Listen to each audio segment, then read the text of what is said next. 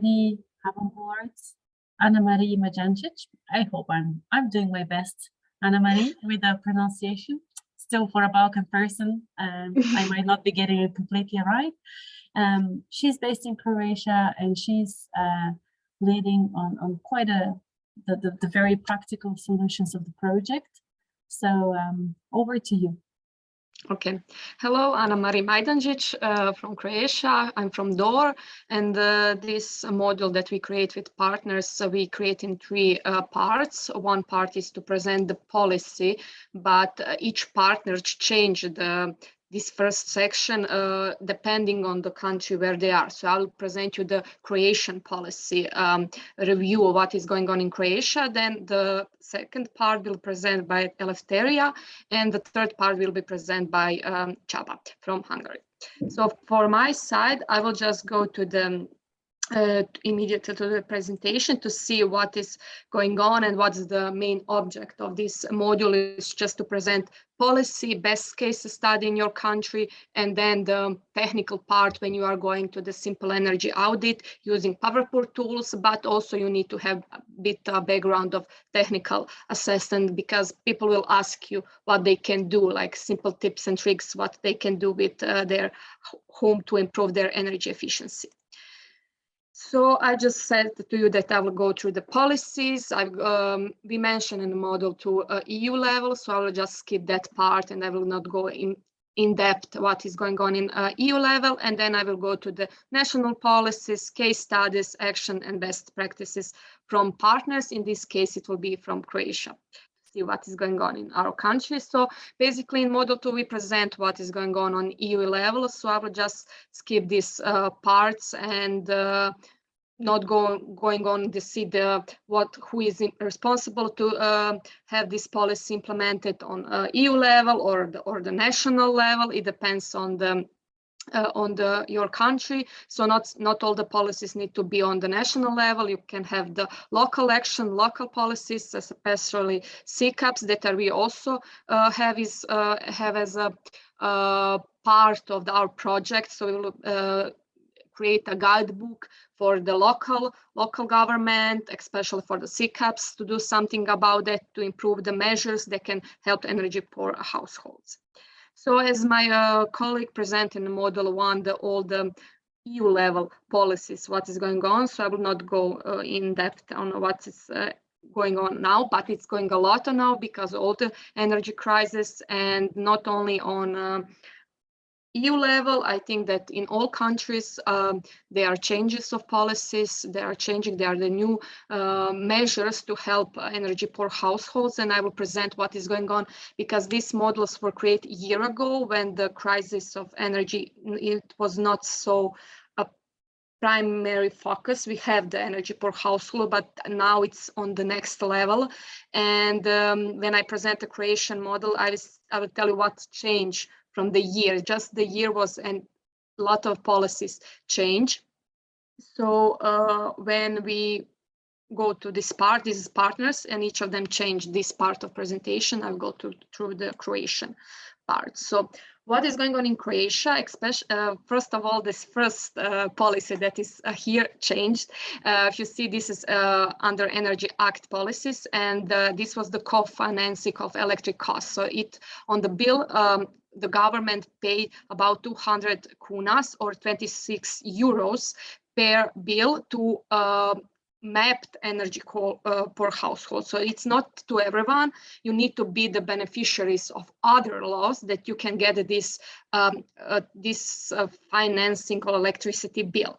But it's changed from the 1st April, and it's not 200 kuna, now it's double, it's 400 kunas, and it's like about 50 euros per bills, and it's only for 1 year. So this policy has expansion like to the next year.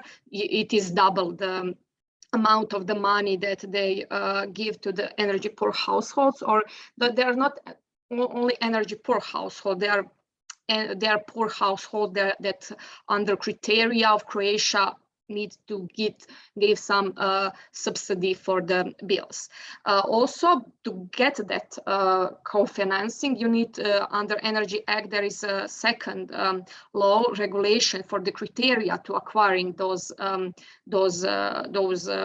co-financing, those costs to pay your solidarity for the bill of your, and then you are actually protected customer, because we don't get it, but we are buying our energy. So we are customers, so we want that quality, and we want that cheap, and we want the diversity of our energy, so that maybe change from the gas to the solar panels. So we want that, and we are customers. So this is what Croatian legacy, they define you as a customer of energy, and under that you have qualification if you are if you can get status of vulnerable customer. So also the Energy Act between the corporation that are on the market for energy are made with the government, and they said that solidarity fee for the co-financing of this voucher for energy for 50 euros that I mentioned earlier is every customers that pay bills, there is fee like for the energy, and that's called to one the fund, and it's financing from that fund all the co-financing of the voucher for energy for the ones that is needed. So this is what is going on in Croatia in that area. The law one changed, and to get that, there is another law, it's Social Welfare Act, that if you are the acceptor of the minimal support of the program, so it's not only for the energy bill, it's also for the household, living the household, you can get the money for paying the fee if you are in private rented sector, and also if you are using wood as a heating energy, you can get 3 meters of square for wood, and this is if you're not using electricity. So this is something that's in Croatia. Also, there is an act of write-off of the debts, because HEP, Croatian electricity company, it's about 19% of the market is under the HEP. And if you are under the 5,000 kunas, it's about maybe 700 euros. If you collect the debt, that amount, it could be write-off for you.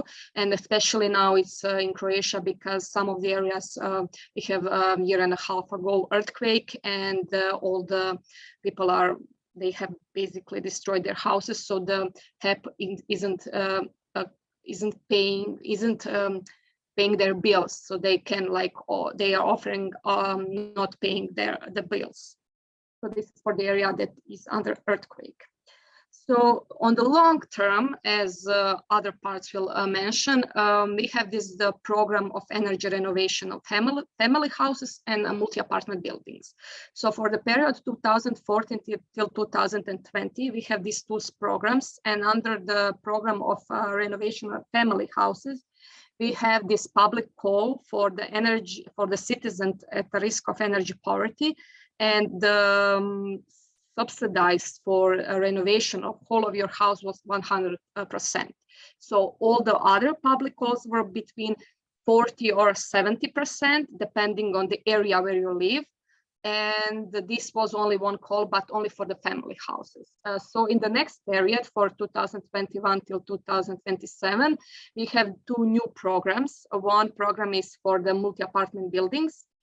And actually, there are two programs are under multi-apartment building. One is for the multi-apartment buildings, depending on whoever want to apply to the public calls. And another one is for the households that are already mapped by our government. It's about 400 multi-apartment buildings on the area that was under earthquake. And also they will not just renovate their statistic of the household, they will also renovate energy efficiency of the household. So these are two new programs. For the family houses, we don't have now a new program. We are still on the old program, and they just make the decision of extending the program, and they offered in 2021 a new public call for the family houses, but this is not for the vulnerable family houses. It was a public call opened for everybody, and it was between 40 or 70% of subsidized. So this is what is going on in Croatia. Something changed from the last year when we made the module 2, but I think Eleni maybe has it here. She can share the deliverable, the report on all the policies that are by the partners mapping their countries. So if you are from the country that is partner of our project, you can maybe read this report because it's really extensive, and you can find all the policies that is maybe concerning your country. So it's a open public report, so we can share it with you. It's not a problem. So this is basically what is going on in Croatia about the policies. On the local level, I didn't mention it, but in Croatia, in city of Zagreb, this capital city, we have this strategy for the for the social people, and we have this measure for energy boxes, and they will share it in city of Zagreb, and also 4 SECAPs made in their report. They've made a few measures for city of Osijek, Zadar, and city of Rijeka, where they choose 2 measures, and DOR was one of that made for them these SECAPs, and we implemented measures for co-financing of the renovation of family houses and opening the local energy offices, which is also one of the POWERPOOR activities. So it's nice that someone is also thinking maybe to open like local offices for energy poor households.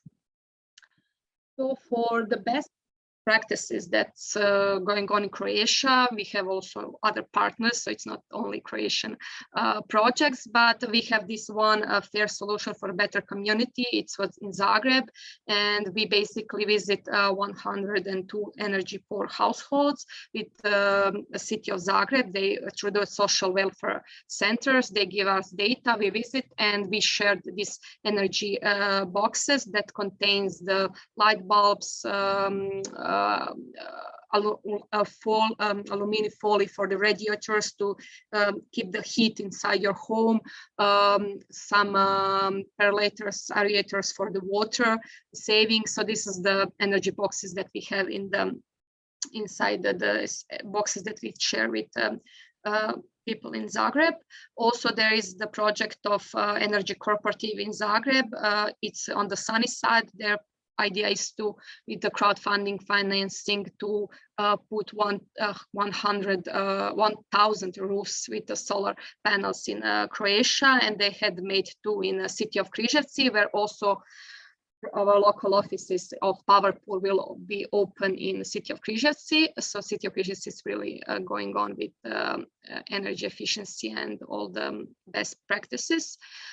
We have also REACH project that this was our first project in energy poor households, and this is where we start training the energy advisors, we call them. It's like supporters and mentors here, and they visit about I think that they visit in Croatia about 1,000 households, and they also share energy boxes.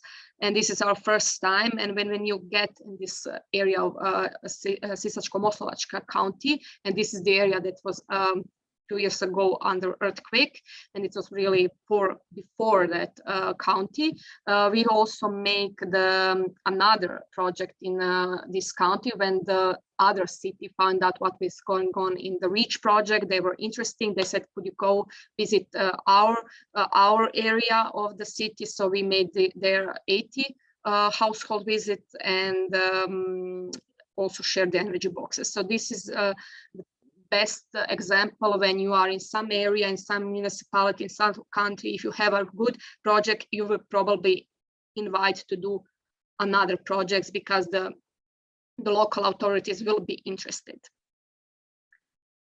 And after we visit in the beginning all this area, we are just doing like with the paper and all the Excel table. We need to develop tools. So before PowerPoor, we have used these tools that we created under Project Idea.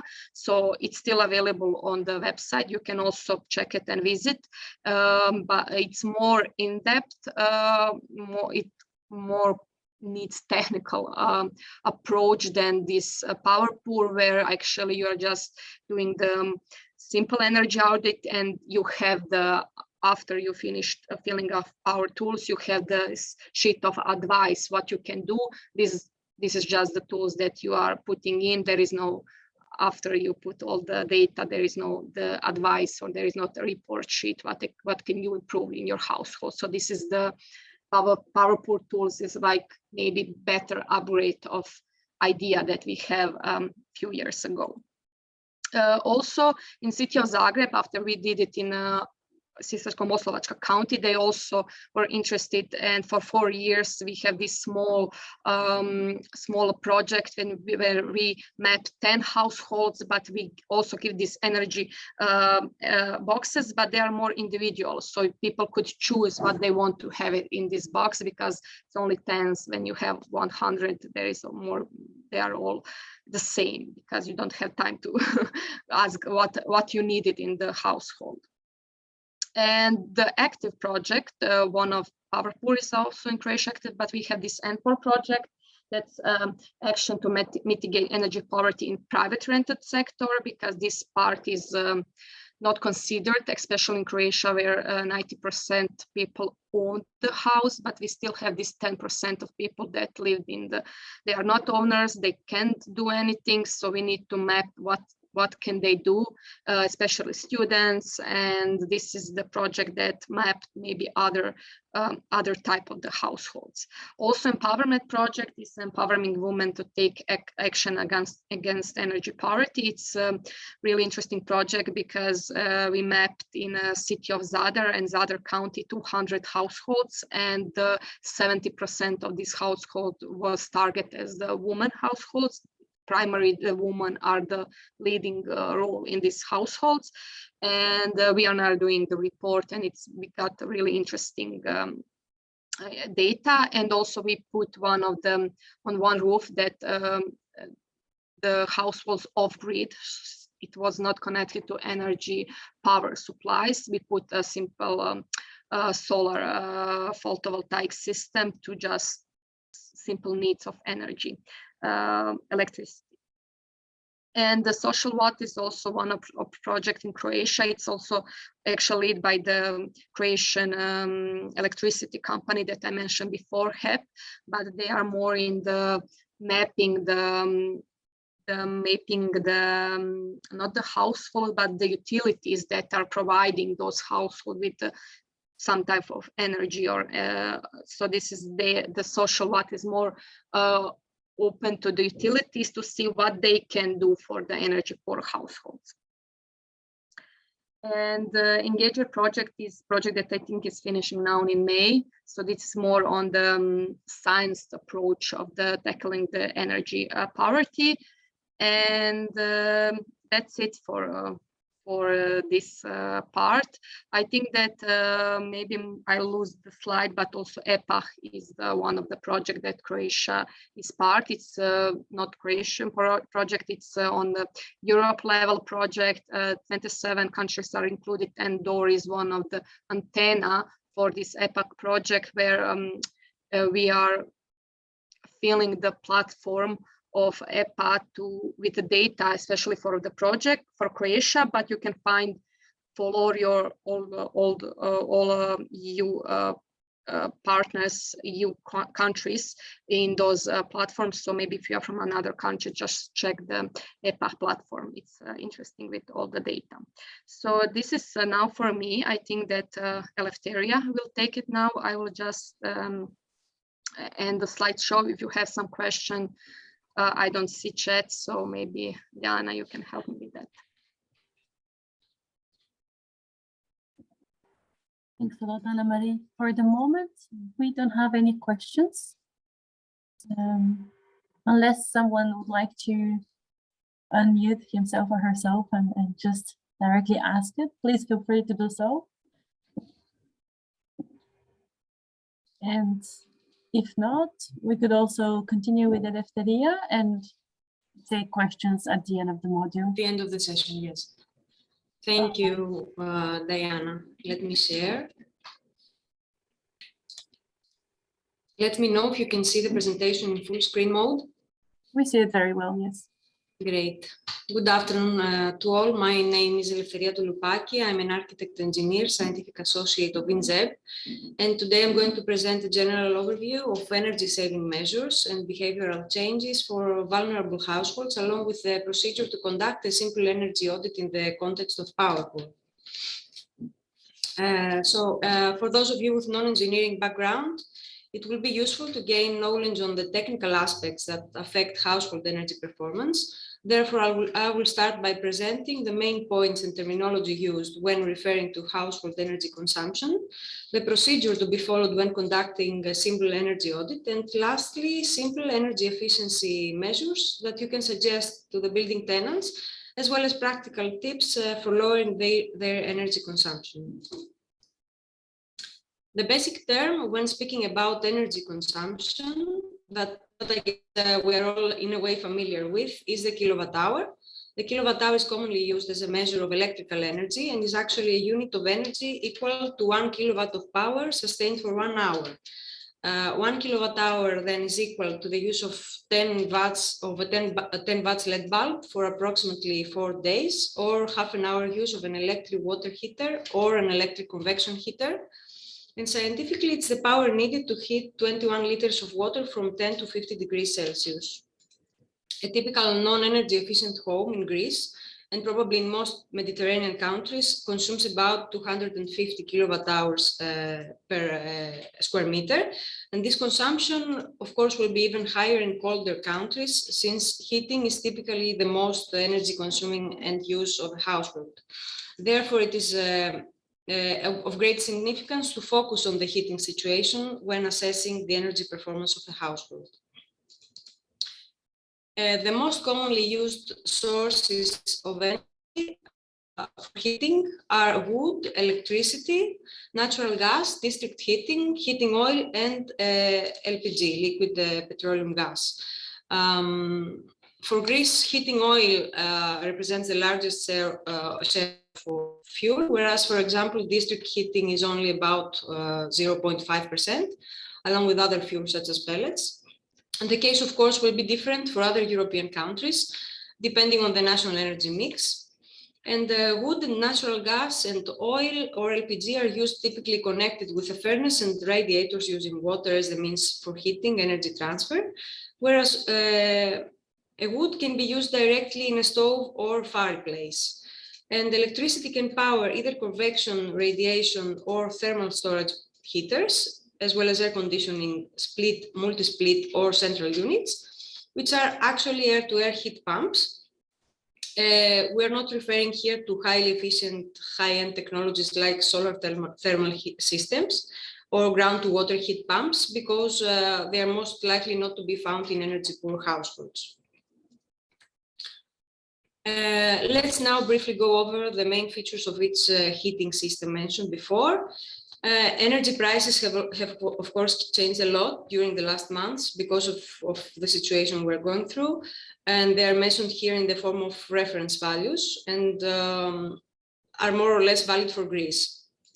For firewood, firewood is measured in cubic meters and kilograms or tons for pellets. It costs about 3.5 cents per kilowatt hour. It can be used as a fuel, as I mentioned before, for either direct or central heating systems, and presents a carbon monoxide suffocation risk if the chimney is not regularly cleaned, and fire hazard if the stove is faulty or inadequately protected. Regarding the resistive electric heating devices, they are simple to use and can take advantage of the lower electricity tariff during the night. However, they also present a fire hazard if they are faulty or covered. And for heat pumps, there is a main advantage of higher efficiency than other sources, with an efficiency value of 2.5 to 4 approximately for more modern air conditioners. which means that for 1 kilowatt hour expended, they can pump into the indoor space about 2.5 to 4 kilowatt hours in thermal energy, or pump out for cooling.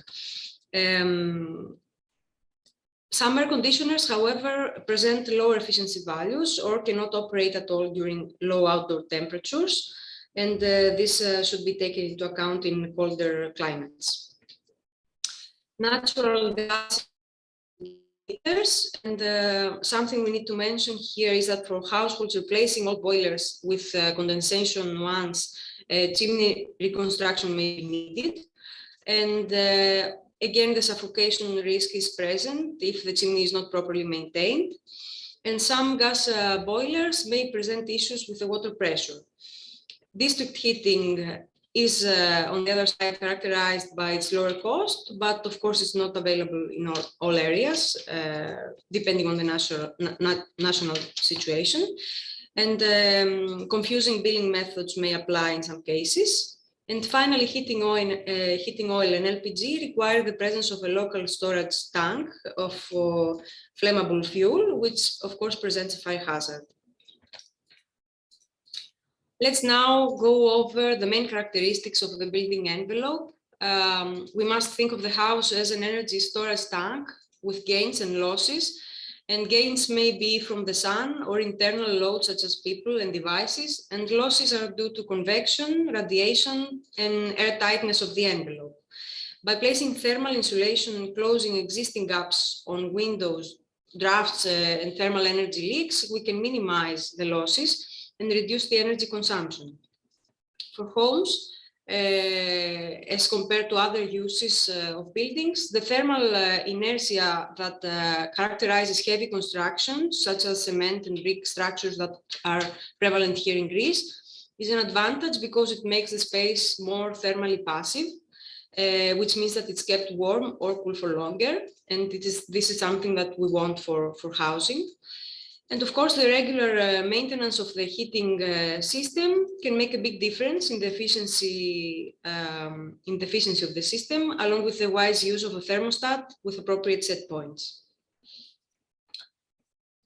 Other factors that may play a role in energy consumption of a household, of the house itself, are the geographic location and the orientation of the building, the form factor of the envelope, and if it's detached or neighboring to other heated areas, homes or other buildings that are heated. Regarding thermal bridges, they represent the weak points of the building envelope in terms of thermal losses. They can be commonly found where the insulation layer is interrupted or absent, such as concrete balconies. And thermal bridges, when paired with high internal vapor concentrations, which is very common in areas like the bathroom or the kitchen, cooking and showering and drying clothes is taking place. They may aid to the formation of mold, which causes poor internal air quality. And therefore, it is very important to ventilate well the area. Let's go to the second part of my presentation, which is about the simple energy audit. We will see the main steps and the features of a simple energy audit, as we may call the visit to an energy poor or vulnerable household. The goal is to gain understanding of the existing energy situation for us to be able to propose the right individualized measures to reduce energy costs and increase the quality of life of the tenants. The aspects that we need to check in order to assess the energy performance of the household are, of course, the heating and cooling system that is being used, that we saw that heating represents a large amount of the energy expenditure of a household. The state of the building envelope regarding the thermal losses, the energy efficiency of appliances, if they are old and they're not efficient, the behavioral patterns of the tenants that may affect energy consumption, of course, safety considerations, which is very important in vulnerable households, and the energy bills of the household. And the visit of the simple energy audit should be less extensive than an energy audit for certification, should not require more than 1 or 1.5 hours to collect all data. You can use predefined templates in paper or electronic form to record data on energy consumption, on fuel use, on building an envelope, and you can take photos, of course, with the permission of the beneficiary. You must make sure by prior notice that the tenants have prepared their energy bills for us to be able to determine their consumption patterns and to explain to them the energy bills, to see their energy use and benchmarks and report these results to them. And this information will lead to the definition of suggested measures that will have the best payoff for the specific household by addressing the points of biggest energy loss. And after the collection of relevant data, we should be able to answer 2 questions. One, where is the biggest energy loss in this specific household? And second, what investment would have the best payoff for this household? Some points to keep in mind regarding is the fuel used, the position of heating devices, and when was the last maintenance performed. On the building energy performance, what is the situation of the envelope regarding thermal insulation and mass, because this has to do with the measures that we will propose. Are there air leaks from windows or doors or vents? Are the windows single glazed or double glazed? And we should keep in mind that one set of measures that we can propose may make sense for short-term renters, and while the other for property owners. So it depends on the type of property, if it's owned or rented. And with energy efficiency investments, we intend to improve both the living conditions and to reduce the energy cost. Next, what are the behavioral patterns that we can identify to propose changes that can be adopted to reduce energy costs? Are there parts of the house that feel cold or that the tenants may avoid due to excess cold or overheating effects? And if there are energy poverty alleviation or energy efficiency schemes that could be leveraged for the specific household situation? And how long will the tenants live in the property if they have planned a renovation, if they have some personal event that may affect their decisions regarding the home? And on safety considerations, we should check the state of the chimney to inspect if there is carbon monoxide hazard. We should see if they use old electric heaters where airflow may be obstructed around them because of barriers or something else. And if high power electric heaters are used, maybe take a look on the very briefly on the electric installation to see if there is something visible in terms of safety implications. Some useful tools that you could bring with you, if available, to capture data and make the visit more interesting and comprehensive for the beneficiaries are shown here. Of course, it's not necessary to use such specialized instruments unless someone is already familiar or in possession of them because of their profession. So a distance meter is something that is very easy to have with us, if, of course, if you have engineering background. A kilowatt-hour meter could be used to present in real time the consumption of an appliance, for example, photo camera or our phone to capture photos of the property, and maybe an infrared thermometer, if it's available, of course, to show parts of the building that may be vulnerable. Finally, we should keep in mind the special circumstances that may affect the household. They could be elderly people, or they could have health problems. We should always be polite and try to make a good first impression. And of course, be aware of COVID-19 measures. We should explain the purpose of the visit, what will happen during the visit, to be clear on what we're offering to them free of charge, and give them our contact details if they need any clarification after our visit. And of course, we should inform them about the next steps after our visit. We should be very careful to respect all GDPR norms and not share private data with third persons, and allow ourselves, of course, to leave if something is not right, if we have enough data, or if we don't feel comfortable. The third part of the presentation is about energy efficiency measures and practical tips. So let's see now what we can propose to reduce energy consumption, but of course not decrease comfort. Rather, we should aim to improve comfort. If we find significant energy users, we can propose their replacement with energy efficient ones, like energy efficient appliances, like a new appliance may consume up to 100 kilowatt hours less per year. Or we could adjust their operational profile. We can find the thermal leaks of the envelope and address them, adjust in the extent possible the use of the rooms, the shading devices or other components. Some simple measures would be to maybe use blinds, eaves, propose trees on the south side of the house. It depends on the characteristics of the house, and they will show quick results with small investment, but of course low impact. An optimal measure that we want to identify is the one with quick results, lower investment and higher impact, which means that it will have a short payback period. Since energy renovation is a long-term approach, and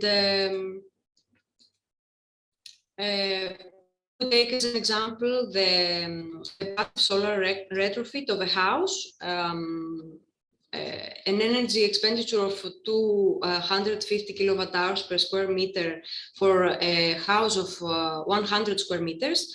Means a consumption of about 2,100 liters of heating oil or 2,700 cubic meters of natural gas. And we could reduce so much the consumption by maximizing the solar gains in the heating season, maximizing the thermal insulation, which may have a higher upfront cost, but is on the long term is very cost effective. The use of wasted heat using heat exchangers and renewable sources such as photovoltaic panels. And we should minimize solar gains in the cooling season in order to avoid the use of air conditioners. We should minimize air leaks, but of course allow fresh air to come in either by mechanical systems or by natural ventilation. And minimize thermal bridges.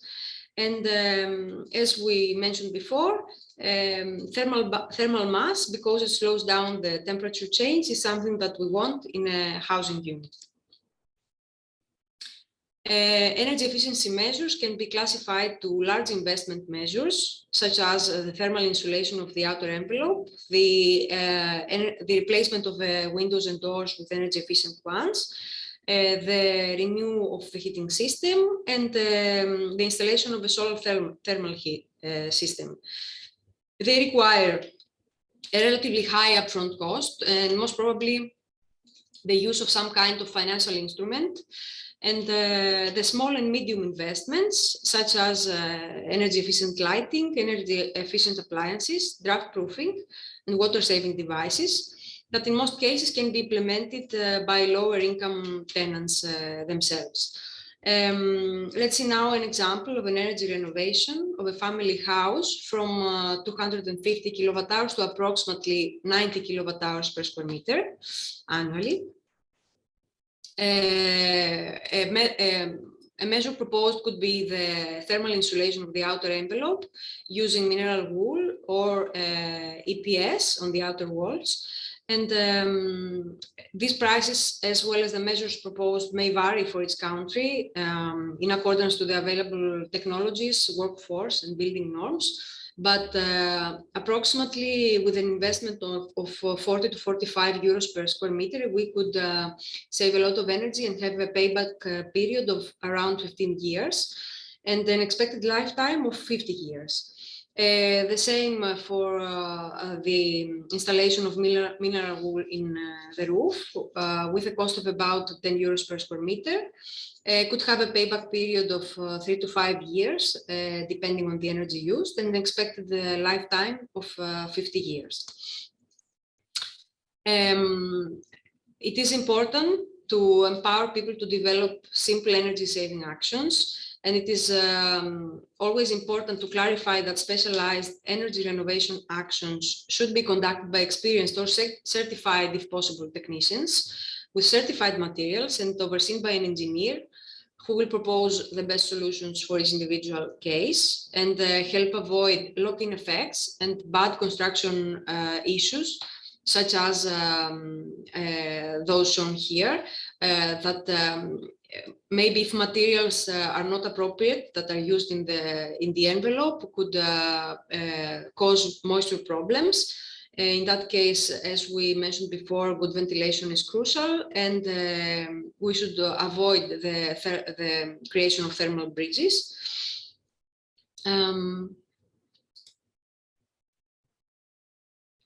We could here is some photos of installation of outer envelope insulation, and natural materials, of course, increase sustainability by reducing embedded energy. If we replace energy windows and doors with energy efficient ones, we should choose a U value lower than 1.2. We could use PVC, aluminium, or wood frames with an investment of around 300 to 400 euros per square meter, and a payback period of around 15 to 20 years, and a lifetime of around 50 years. We can see how this may have also implications in safety issues and in thermal and indoor air quality and thermal comfort inside the home.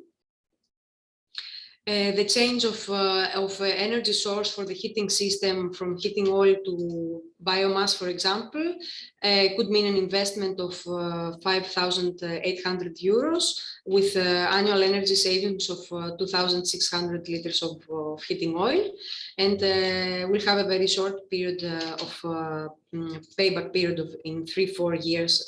We can expect to have it paid out, and an expected lifetime of 15 years. Again, we could propose another source of another fuel source, such as pellets, to do the same thing, or we could propose the replacement of a standard wood burning furnace with a high efficient type of rocket stove one. And especially in countries with a lot of sun availability, the use of solar technologies is a very rewarding measure. For example, a solar thermal system, instead of an electric boiler for hot water use, for domestic hot water use, or heating backup if possible, could mean an investment of about 3,000 euros. And a payback period of 10 or even less years, depending on the incentives available or the changes in electricity prices, and an annual energy savings of about 2,000 kilowatt hours.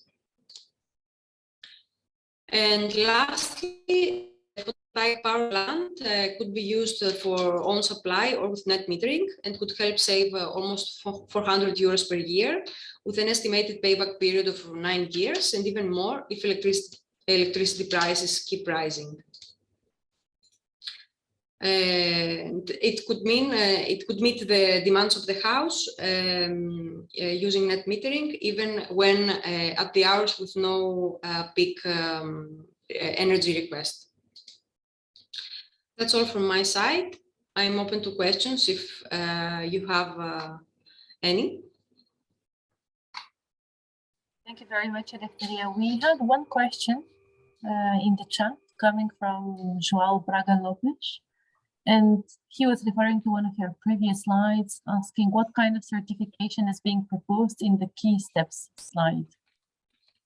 Let me go back to the key steps. About at the simple energy audit, you mean? Yes. Yes. What we can show here, of course, we will use the PowerPool tools during the home visit, and by using these tools, we can provide the results to the beneficiaries, so they can have an assessment of their situation regarding the energy consumption and the measures that they can apply. Okay. So it's not like a certification like an EPC. Of course, if yeah. an EPC is available, it could aid to the discussion. And if we have engineering background, we can discuss more on these technical aspects. But by only using the tools of the project, we are more than capable of proposing measures and demonstrating results to the beneficiaries. Yeah, thanks. It's because I also give this training in Portugal, and I think it is a bit confusing, especially taking into account that the energy certificate appears there. That referring certification may confuse some people. Mm-hmm. So that's why I wanted to clarify it. Thanks.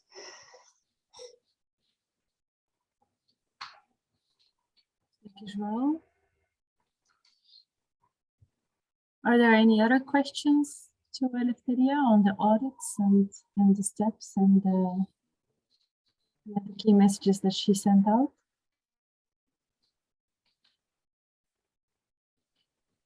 Quite a lot indeed on energy behavior, which is a key part in POWERPOOR's project, but also we have prepared an infographic with some tips and tricks that you will receive later on, with things that are kind of easy to keep in mind and to advise households on.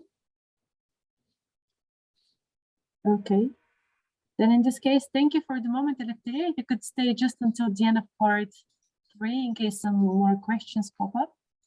Yes, yes, sure. Thank you so much. And You're then welcome. we have our third presenter, Chaba from Energia Club, who volunteered to present to you what Hungary is doing. And he has come up with a very nice, innovative idea that the rest of the partners are thinking of applying also locally. So he will share this with you. Thank you, Diana. Yeah. Hello, everyone. My name is Csaba Csontos from Hungary, and I'm working at Energia Group. And indeed, I will gonna tell you the Hungarian situation as well, and the small and medium investments. So let's start with these numbers in the right side in this table. It's really interesting that standby mode is our enemy, let's say, because for the first sight, it could seem a really small amount of power performance, so 1 to 10 watts won't bother anybody, but actually, at the end of the day, if we summarize this kind of energy needs, it turned out that during a year, up to 50 euros can be saved to eliminate with the elimination of standby mode.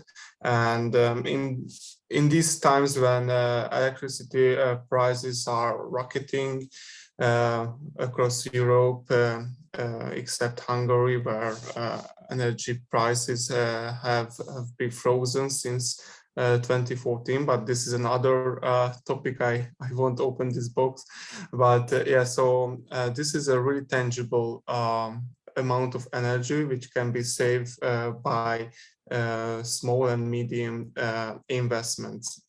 And of course, besides electricity, we have to take it into account that dust proofing and thermal insulation is really important. So we can get some insulation stripes and reflective foils as well behind the radiators. And thus, the energy poor households can improve their thermal comfort during winter time, which is really important, and it can be easily done by these appliances and these devices. In the Hungarian case study, we try to do our best to implement POWERPOOR activities on the ground, and we use this kind of so-called energy box. And our idea was to give every energy supporters and mentors, they can get a box like this after 5 home visits. And I'm sorry to interrupt. Sorry, Csaba, I'm really sorry to interrupt. I'm just seeing the first slide still. I don't know if, I know that you want to show the box, so yeah, that is the one. Maybe if you could put it also in full slide mode. Yeah, I was in full slide. Maybe it was, maybe you have 2 screens. Sometimes there is a little trick there. And maybe you are sharing the other screen.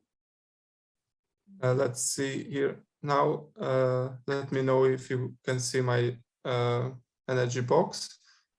I see it. It's just not on presentation mode. Ah, it's not in presentation mode. And you have 2 screens, maybe? You just need to share the one where the presentation is on full because screen. I'm in presentation mode right now. Let's see now, maybe now it will come up.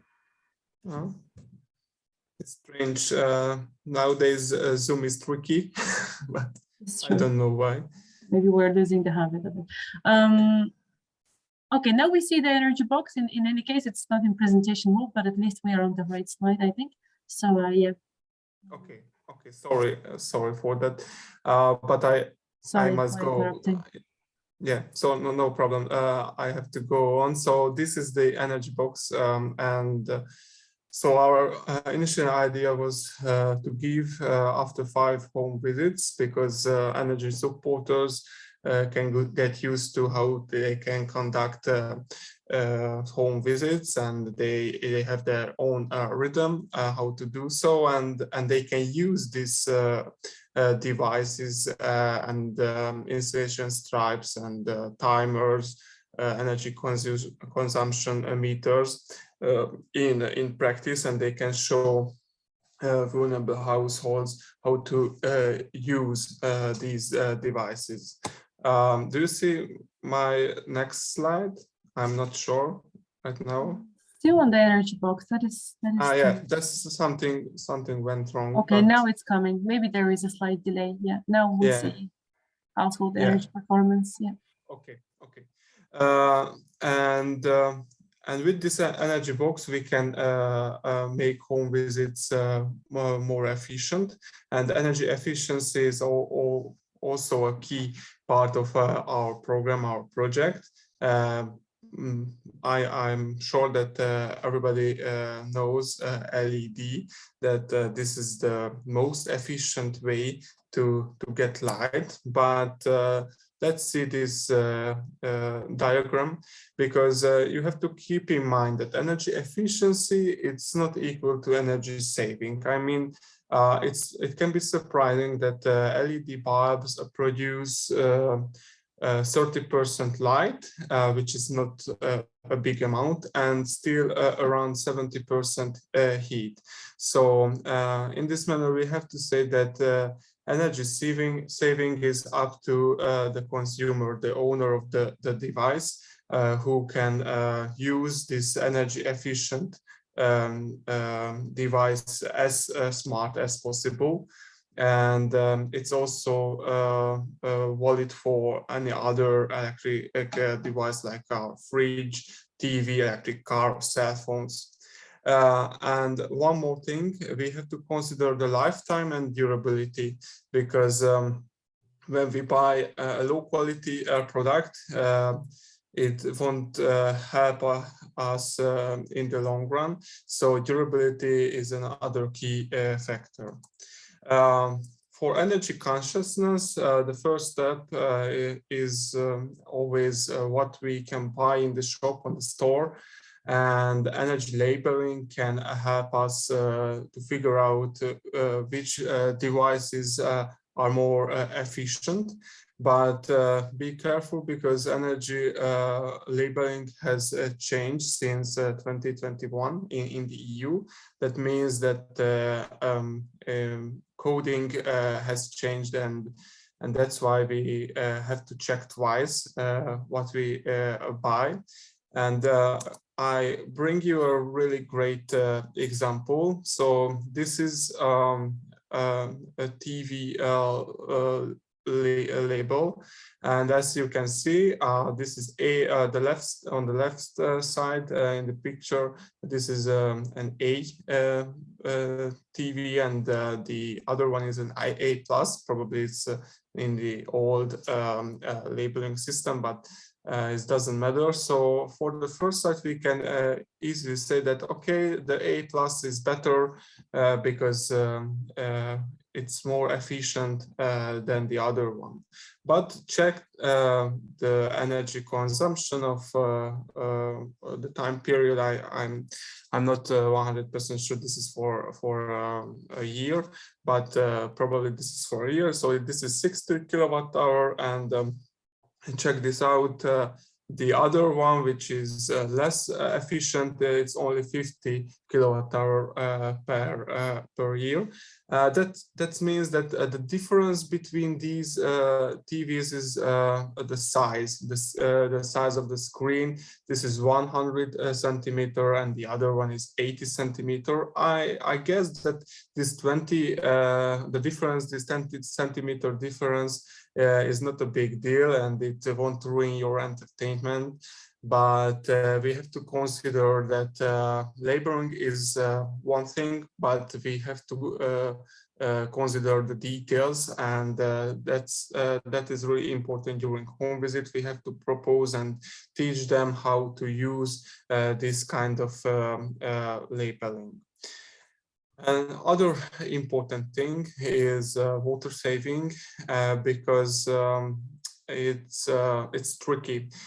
We know that using less water means we use less electricity or energy, but it's not straightforward. I mean that domestic hot water, it's obvious that to getting hot water we have to use energy, but the whole water system, I mean the sewage system, the water treatment stations use lots of energy. So when we use less water, at the end we use less energy, and this is important, and this kind of small devices can help us, and you can propose it during the home visits as well. Okay, heating. Heating is the most important thing. Feria has already mentioned that this is the key issue, because we use lots of energy to keep our homes warm during winter time, but you have to adjust your proposal during home visits. So I mean, when you visit a home which use firewood to heat up their home, it's a really important issue that they are aware about how to light firewood, which kind of firewood can be used by them, and the process is not clear. At least in Hungary, I must say that many households use firewood for heating, but they don't know that air pollution, wintertime air pollution, mostly caused by them, because they use wet, poor quality firewood, and they don't know the technique how to light the fire. Another thing is when you visit those households which use natural gas or electricity. In this case, you probably propose that regular checkups are really important, because with maintenance we can avoid gas explosions and this kind of accidents. And this is also really important, and these kind of accidents can affect energy poor households, or mainly or usually affects energy poor households. This is here I put some tips and tricks about heating. So this is quite simple, but we have to go through, because only dry, raw, untreated firewood can be used for heating our homes. This first point is not that obvious in energy poor households, or probably they have no chance to get dry firewood. This is a huge problem. But then how to load the fire, how to load firewood and fire is also important. So the bottom you have to put the thicker chops, and in the top you have to use the thinner chop, and light the fire from above is also important. In this procedure you can avoid smoke and the PM emission, I mean PM10, PM 2.5 gonna be as small as possible. So this is the correct way to light fire. And about something about the units, it's also very tricky, because firewood we use different units, the normal simple cubic meter or the spatial meter, spatial cubic meter. And in this table you can check out the dryness, the drying period of firewood. So usually you have to wait 24 months to get the best or the driest firewood, which is a long time. And unfortunately many energy poor homes do not have enough money to store a great amount of firewood. Okay, I'm sure that I'm running out of time, and the next slides can be used as a cheat sheet during home visits. So we collected many good tips and tricks for energy saving, so you can check out later on. And one sentence about energy bills, that we suggest you to get familiar with your own energy bills. I mean, on that territory you will operate. You have to find out the meaning of the bills. It's not, unfortunately, here in Hungary, it's not that easy. Even a high qualified people are suffering for understand of the energy bills. But this is also a really important task to do so. So this was it, and I give back the floor to Diana to wrap up this module. Thanks a lot. Thanks to you, Csaba. Thanks a lot. And we were very pleased with this kind of energy box idea, which we think that we'll start reusing. And indeed on the energy bill, something that if you don't think about it might seem very simple, but we have seen examples from Greece and the one that you just shared, that it's not always as easy.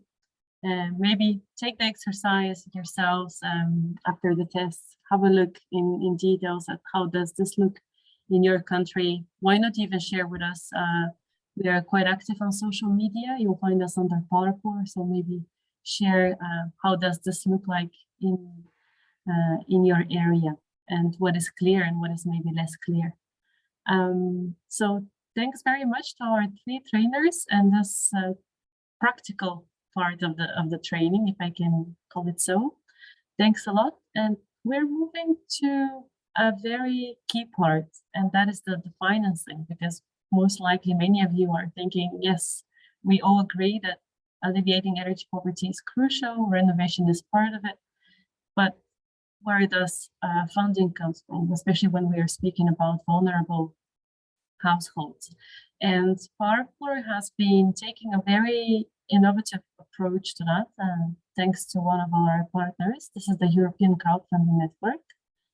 And we have its director, Oliver Gaida, with us, who is going to walk you through quite a few slides, but he said he'll try to simplify it as much as possible so that you see how you could join an energy cooperative, but of course his specialty is really crowdfunding. So we are all curious.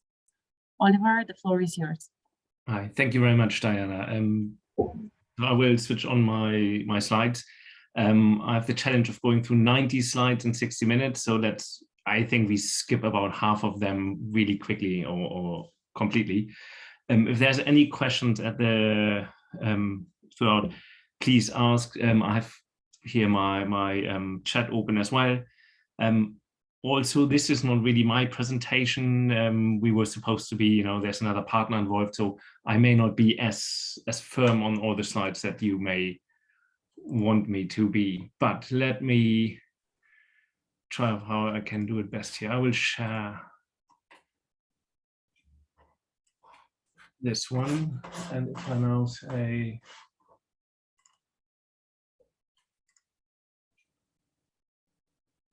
We see. Okay, we see it in full you mode. see the Excellent. wrong one.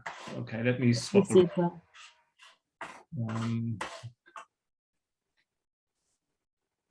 How does it work? It looks good on our side.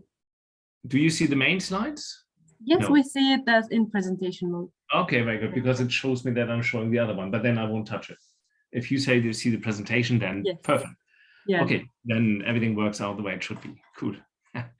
Okay, cool. So POWERPOOR, now we talk about, you already mentioned it, energy communities and different forms of innovative finance, basically crowdfunding here in different ways, and cooperative finance, which is of course quite old already. There's many other ways of financing as well, but this is the 2 we talk about. Let me quickly go through the structure of this part of the presentation. So we have the content where we want to just quickly introduce what innovative actions for energy poverty could be, outline a bit of crowdfunding, outline collective energy initiatives and cooperative finance, and then our Power Fund tool, which we are still building, but I think all the relevant and necessary information that for you to, that are listening here to follow up and to read back into is all there. The goals, it basically follows through this. We want to explain what collective innovative actions are on energy poverty, what crowdfunding is, and introduce this concept in a bit more detail. And we move into the first part, just really quickly outlining for those that may not know yet, or where you haven't maybe fully captured so far what it could be, and what is a collective innovative action. Collective innovative actions is where many people come together with shared interests, motivations, and values. And in this case, of course, look at how they can jointly make better use of resources. Often and very, very frequent, this is done in collaboration with an organization and governance structures. There are certain external conditions, law and so on. And then there's, of course, the hope for transitional change, that we can work differently with our environment as we do right now. So basically, collective actions is many individuals or sometimes organizations coming together with same interests, same motivations, and shared values. the more, the easier it might get, but it may also create complexity to the structuring of these actions. Again, normally, I mean, so we know we sit in our apartment or if you're lucky enough in our single family home or row house, and so if we want to cover our energy bills, which are rising this year, and which will create a lot of problems for many end users, and we don't have enough money, or if you want to invest in more efficient heating systems or other energy efficiency systems in ourselves, then we may have to ask family and friends to maybe borrow us, lend us money so that we can finance the upfront cost.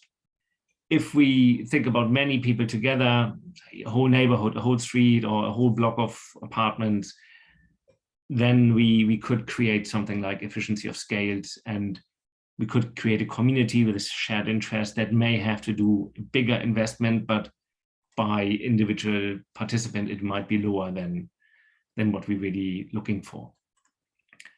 So collective energy initiatives, is here, bring individuals together, citizens, to align their interests, visions, and means to gain access to affordable energy, to tackle certain issues that might be prevalent in their neighborhood or to their living conditions, and to empower citizens in the energy market, which is, I assume, in most places quite centralized. And then, of course, potentially even, create a new electricity source. So, or a different way of using electricity within your neighborhood. So let's move on. What can collective innovative actions do to tackle energy poverty? It's not always as easy. So, here we could think about reducing the energy consumption of the people in this collective actions, or to improve the energy efficiency of the collected households that may create this joint activity. It's two key aspects in driving this issue forward of reducing energy consumption and then becoming more sustainable over time. Very quickly, usually either of these initiatives requires some kind of upfront investment, which is significant. It may not be impossible, but it's quite significant for most households. Some of these actions are far too big anyway. So here we want to tackle and say this is where we can move in. For some of these things, we may be able to get external funding. There may be grants that exist or support projects, which we could potentially also roll into these activities. Still, the cost might be too much for an individual. So we look at community-based renewable energy systems and the installations. So I skip through these pages, so we go further, because it's again about increased revenues, lower installation cost. It may also create possibilities to support off-grid energy for households in general, but especially, of course, poor households that may not have access to the general energy grid, or maybe with a limited choice of energy sources, and then captive to the cost that comes with this. And so here, if we think about combining these individual cases that all individually might struggle to find a relevant solution, if we bundle them together, then they could, through the increased purchasing needs, actually save money and obtain better prices compared towards their service providers. So when we think about a community, maybe we have identified one that might be in a rural location, might be in an urban location. It could be, as we said earlier, some neighbors. It could be different, not just within one building.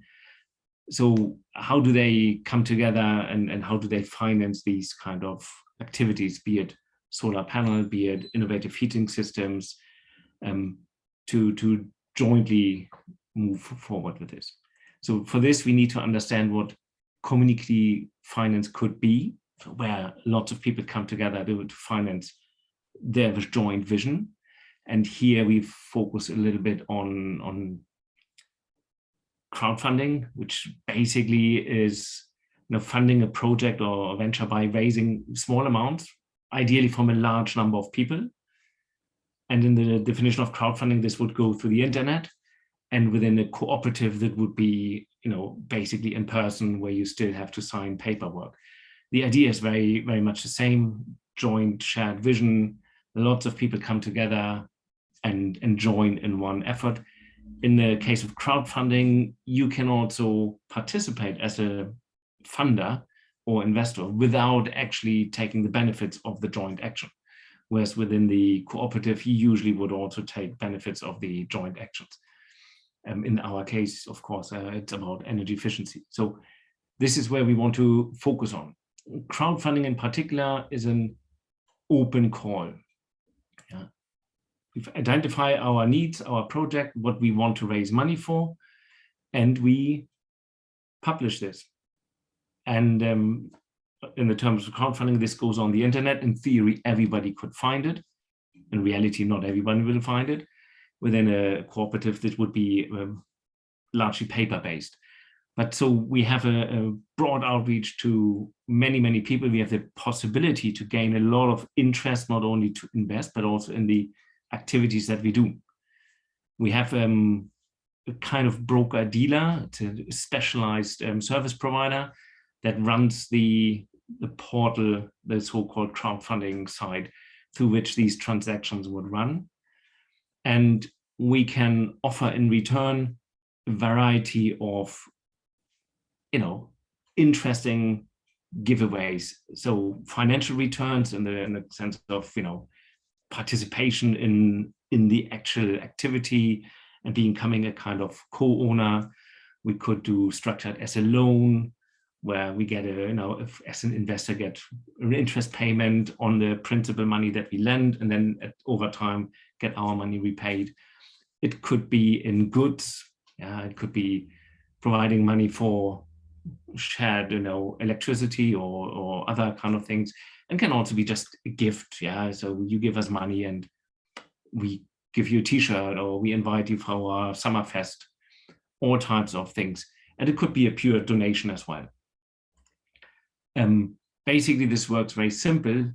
We have in the green box the promoter, that is the community that has this idea to finance their, let's say, innovative energy action that they have identified, that you identify maybe for your community or for the people you work with. And that is being packaged. And then you identify a relevant platform, a crowdfunding platform that has legally the right to provide these services. They need to be licensed if they provide financial transactions. Otherwise, there will be commercial businesses that are registered that also have relevant licenses to do some of their activities. And you need to have access to the crowd, to people that could be interested. And so this drawing is a little bit misleading. The arrow doesn't go from you to the platform, from the platform to the crowd, and from the crowd to you, because you also need to engage people and crowd. And so the platform is not a service provider that just collects money for you, and the people that will give it to you, you will have to do quite a bit of hard work there as well. But so this is how basically you have to understand how crowdfunding will run. I already mentioned it a bit earlier. We have basically two sets of crowdfunding. On the left-hand side, the non-financial aspects, donations, it's a philanthropic gift, just I give you money because I like the idea. Usually these transactions remain quite small, up to 10,000 euros, could already be quite high, depends on how you sell it and what kind of donors you can really motivate. On the reward side, reward is a physical reward, could be also a service, usually of lower value than the donation or the fund that you receive for it. but something that could excite people to give you the money. So they will not become an investor or shareholder or will not get any repayments from you. So this is the reward-based crowdfunding. It's basically a commercial transaction. You're selling something and the profit margin you use to finance your project. Here again, the project values are never super high, up to 30,000 euros. There are bigger ones, but for our market we are talking about here, and the communities you might engage and the possibilities you have with these types of projects, this might be a good idea to focus on this level. On the other side, we have financials. Equity is basically an investment into an ownership of a business that you would then have to create, or that would have had to be created. And the lending is a loan as you would get it from the bank over a certain time with a certain interest rate that is calculated by the crowdfunding platform. They will do a creditworthy credit assessment of your organization, of your project. And so then you would get financing there. Equity crowdfunding can be financed of up to 5 million euros, right now even higher in some member states. The majority stays below, and with regard to energy efficiency, the capital needs might not be that high. For the lending, this frequently goes higher. There's also much lower transactions, but in the higher levels of multi-million loan transactions, we are talking about something that is co-financed. So where maybe an energy cooperative also has some bank financing and wants to have an extra tranche financed by a local community, and then you would get also a lot higher amounts. There is a variation in here that's called match funding.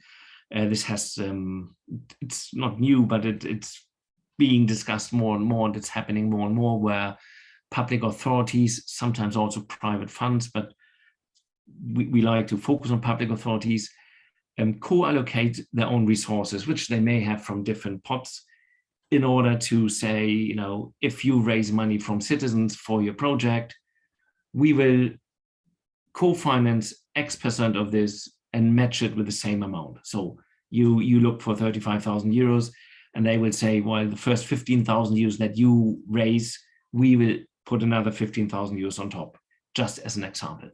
This also can work with private institutions, with foundations, but even with corporations. That makes it quite interesting sometimes to get additional publicity, faster fundraising, and so on. The benefits are usually that crowdfunding can work a little bit faster. It doesn't have to be, so don't be fooled. It will also take time, but it's especially for those types of projects that are not really bankable, where the financial service industry would look at your credit rating or look at the assets that you put into this project and say, this is nothing that we, it's too small, or it's not securable, we will not finance this. And this is where crowdfunding, just at the border of this, becomes really interesting, because many of these projects are actually financeable. It's just that they fall out of the scheme that banks usually can deal with. And it might even be already enough to have some crowdfunding to then get that bank loan as well. But it's quite fast, and compared to with other alternative finance, it can be indeed more efficient to do. It's potentially less bureaucracy and less administrative burden. On the financial side, you fall into financial services regulation. In some member states of the European Union, not. But the latest, by the end of this year, we anticipate that everywhere in Europe we will have a harmonized law, and then you will fall under capital markets law, and you will have to comply also as a project with certain regulatory requirements. Having said that, it's much less than if you would go to a bank, or if you would go to the stock exchange, or if you would go to a large venture capital fund that has also their own requirements. Yet the due diligence that will happen on your project remains similar, not always the same, but you also have to be aware of this. And crowdfunding is highly complementary to other funding sources. So it's not I can only take this or that. It works extremely well alongside other funds.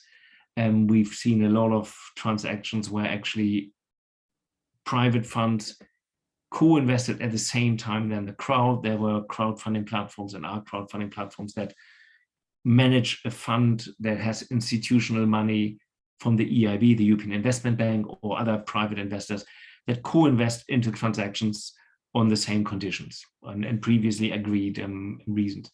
And we also have this match funding tool that we said, so here it's actually a great opportunity sometimes for public funds to take a position to limit their own exposure to these types of projects, because they won't have to finance 100% of them, they only finance a small part. And at the same time, through their involvement, lower the risk that the private investor may have in supporting your venture, because there is a public institution that also has given money, and therefore the risk at the end will be lower if the public institution doesn't want their money back first, which usually is the case. Yeah. So very interesting as well here. What are the benefits? The idea you have is, as with every idea, is always the best because it's your idea until you share it with others, and then suddenly you realize that it wasn't as good. But even if you talk to a lot of people, then your idea still lives in its microcosmos of your community. So crowdfunding can also be used, if successful or not on the financial side, to validate your idea, to position your idea within the community, to actually market the idea. And we've seen projects that failed once and even wanted to fail in order to get certain lessons back from the market, and then went out again. So there is an additional value that you get. You create a stronger and broader network. You expand on your own connections way beyond, and you get feedback. It's like launching a product, and immediately before you actually have produced the product, knowing that your audience may not like certain features. So the way crowdfunding runs is that you have time before you actually get the money, before everything is closed, and you can usually make adjustments to your proposal then in negotiation, of course, or with agreement of all those potential investors that have already signed. But this is all possible, and you can really, if you do it well, you can increase your visibility, but you don't have to. Marketing costs close to zero. It can cost certainly time and preparation, and you will have to do a certain amount of activities, also of old-fashioned marketing, in order to support your activities. But that really depends on what kind of project you do, what the community is like, what access you have to networks. So how do we do it? Like with everything else, you set a clear objective. You know what you want to achieve, and you identify your target. You know with whom you want to achieve it. Yeah, and then you identify the funds that you need to achieve your objective. This might be not all the amount you need. It might be a bit more if you have ongoing additional costs coming afterwards.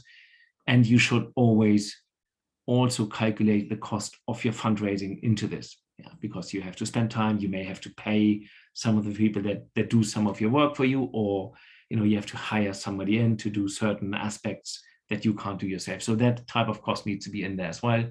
You identify the most appropriate crowdfunding type. Was it a donation? Was it a reward where I give some kind of gift back, or some kind of other, not really valuable gift feedback, participation in a club or whatever? Is it a share in this venture, or is it a loan where I will pay interest? Does my energy installation generate so much surplus for me that I'm able to pay back in cash? These are kind of considerations you need to understand that come from the project that you are driving. And then you need to understand how to best structure this also for the amount of money you have. And then, of course, you have to evaluate your whole idea. Again, we've seen the smaller amounts. It's basically about partly helping you to get to where you want. If you think about a business, you need to have a business valuation that is built on future profit, on revenues that you can create with this. Becomes a bit more complicated. And then you need to package this and tell a story why this is so important for everyone to care about and participate. And that's the communication part. So again, exactly the same here. We have an exercise for you. I mean, if you think of a project that you're involved in, that is what you need to do. What is your objective? Who do you target? And why should anybody care about this? And you need to be able to drive these questions to the point. And if you can answer this for one of your projects, here now in your mind or on paper or later on, then that is a first step. If you can't do this, if you can't answer why somebody should care for this, then you have a hard stand in selling it. Good.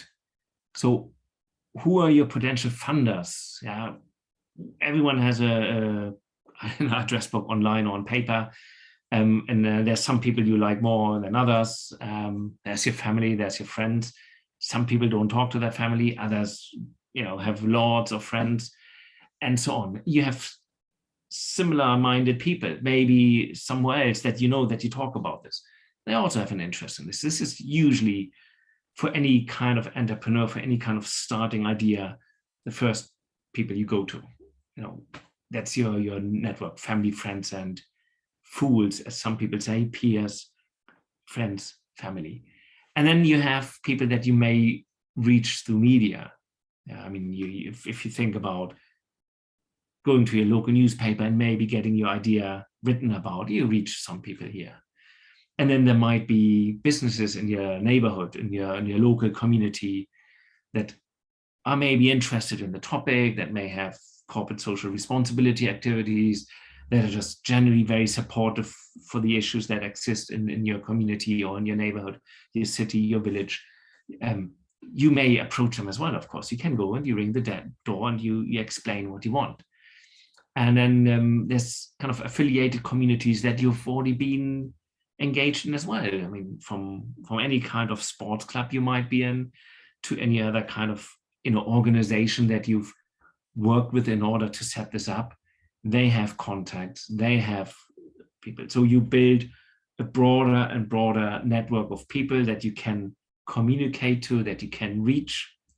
And then you can also approach existing external networks, people that you don't know anything about yet, but that could potentially be of help, which could be on a national level or on a regional level. It can be private networks. I mean, we for example, are a network of crowdfunding platforms, municipalities, research organizations. So we do this as well, maybe not for your project, but this is the kind of thinking you need to have in order to expand this. And then investors, other investors, maybe you go to your bank and say, look, I want to do this. I have an idea. We need this much money. We will do crowdfunding. We already engaged all these people, but we want to have a loan on the side. Maybe there's private investors in the neighborhood or somebody that you can reach through your network activities. So again, here's the same thing. Always ask yourself, who would be supportive? And there might be people you say, I don't need to talk to, they're not your first call. How big is the audience groups? How many people can you reach and how much money can they actually give? Do you have 100 friends that all can give €1? Or is there somebody who can give 1,000 euros? Rank them, make sure that you address those people that are more important, identify them, that can give you more money and bring you faster to the close of your project as well, and dedicate time to them. Understand how you can reach them. What is the best way of speaking to them? Do they only look at social media? I know young generation may need a TikTok video. I don't know. Others you need to maybe write a letter to. The bank, you have to have a formal appointment. So there's different things. You need to organize this and structure yourself and really understand the audience, when and where, with whom to speak. Yeah. And always why they would be interested in your project, because they all will have different views on this. Family looks differently at your project than your bank advisor, than a local foundation will be. So you need to have different selling arguments here as well. And then you may have people that can help you reach others. Yeah. So these need to be brought on board. Yeah. So before you start a project, identify potential funders, not family, maybe somebody who can pull a bit more weight. Look at them. Who could be somebody like this? Maybe even reach out and find out if they could be, in theory, interested in this. Have this kind of clear before you really start, and make sure that they could be amplifying it, that with one message that they send out saying, we support this project, they maybe can reach 100 or 200 similar organizations, similar funders. So you have a multiplication effect. We come to the question of, how much money do you need to achieve your objective?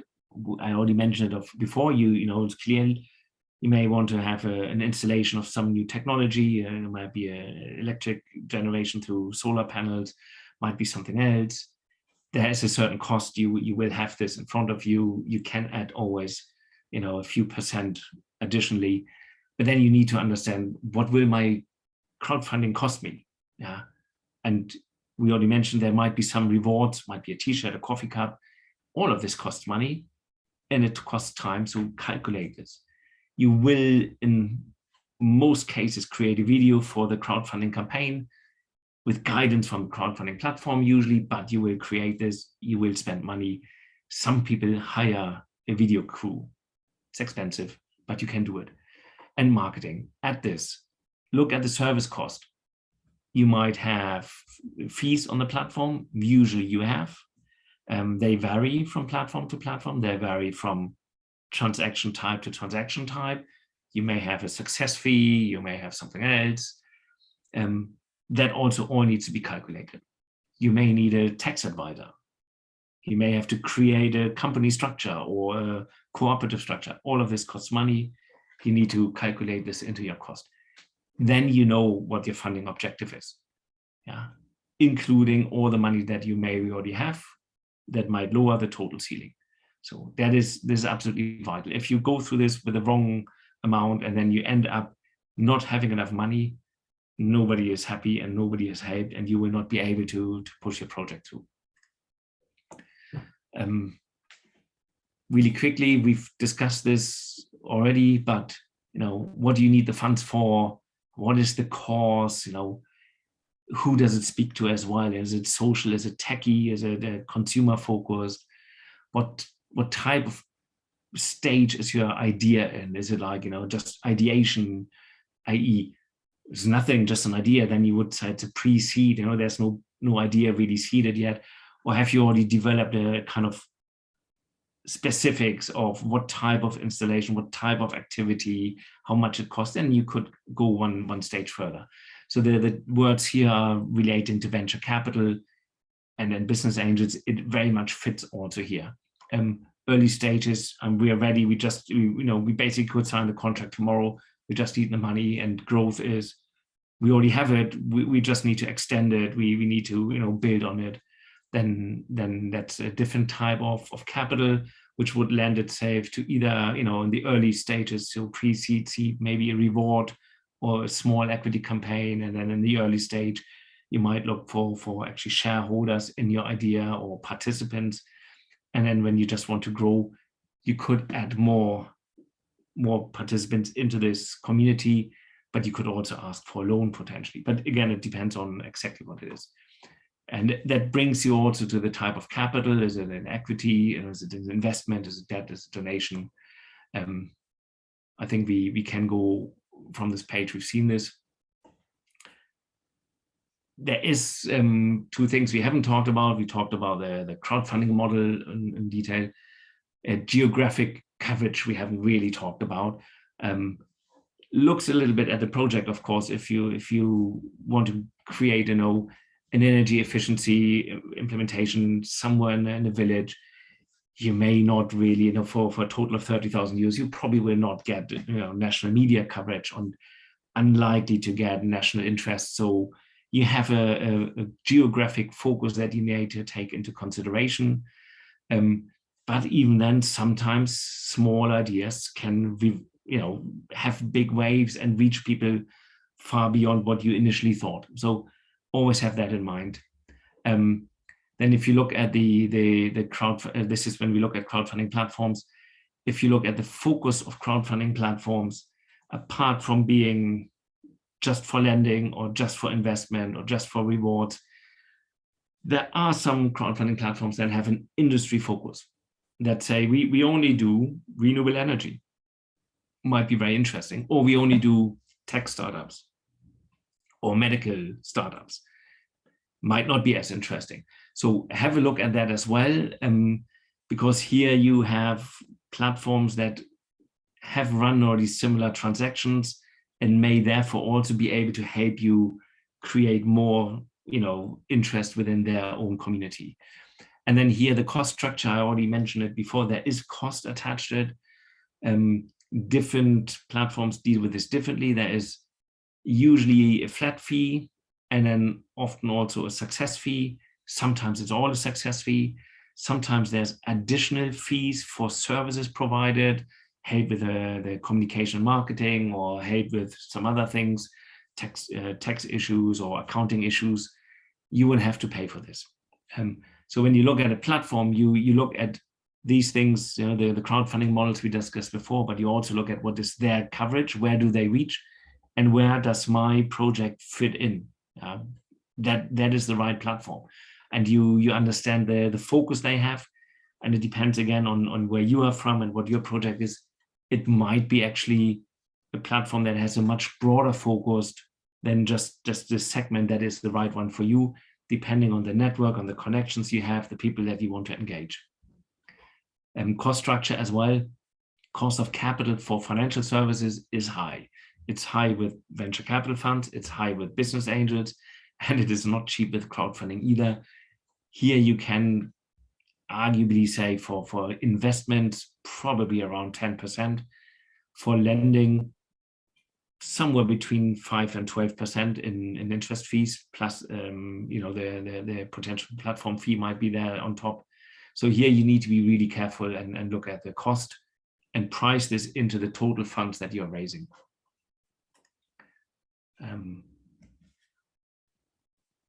For the due diligence of platforms, and you look at platforms, it's everything we just discussed is important to understand if it is right for you.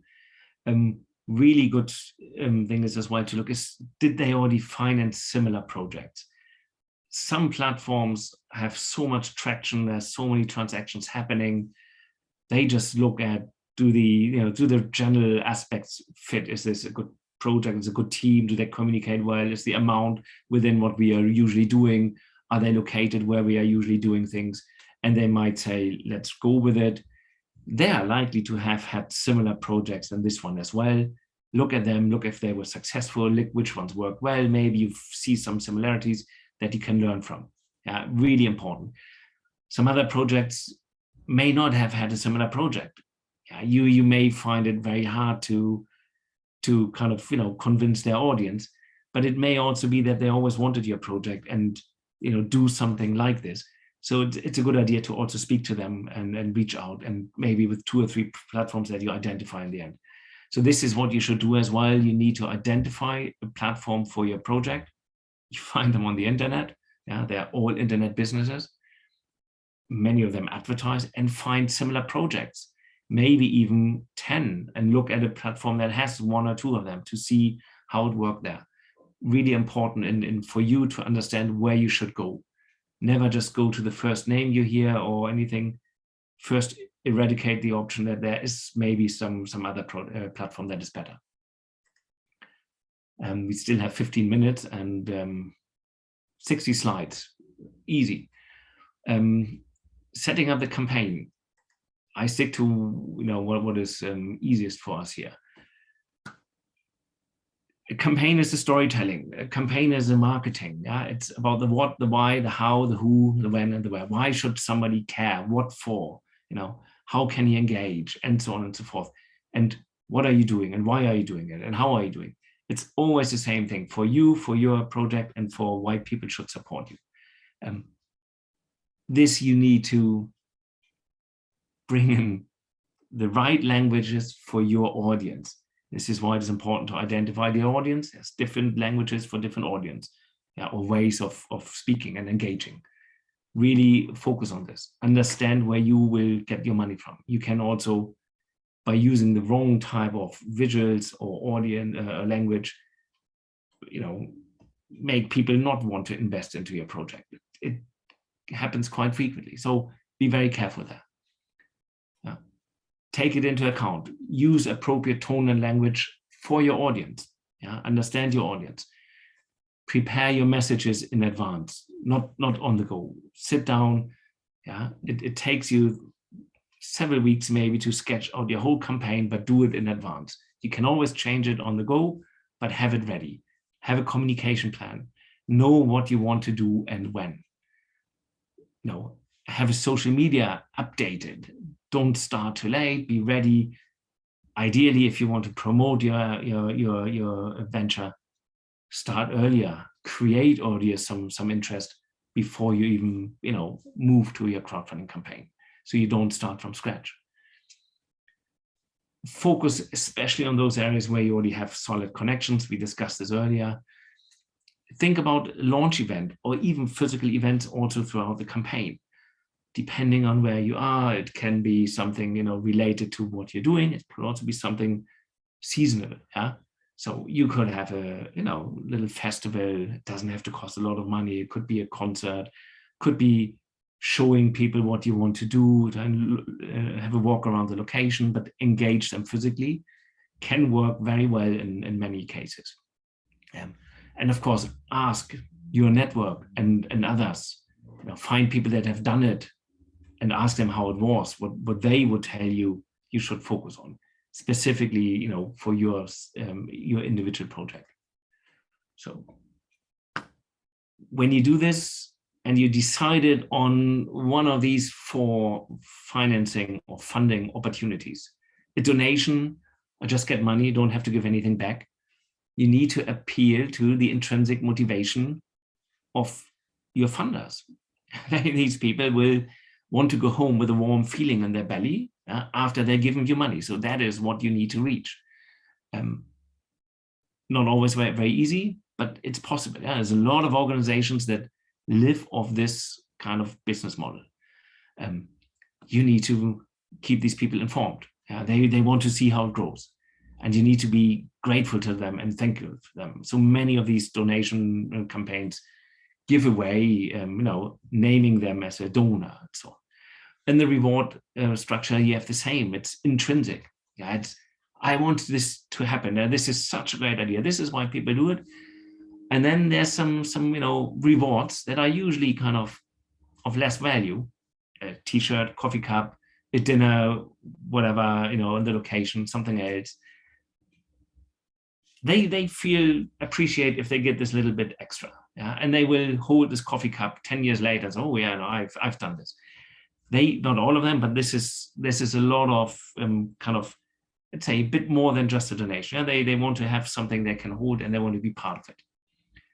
But also they need to be always updated. On equity, this is an investment. It's a crowdfunding platform. As of this year, is basically like a stock exchange. This is a public offering of an investment opportunity. So you have financial considerations. People still want to see this happening because it's a small project. It's not, you know, a multinational company.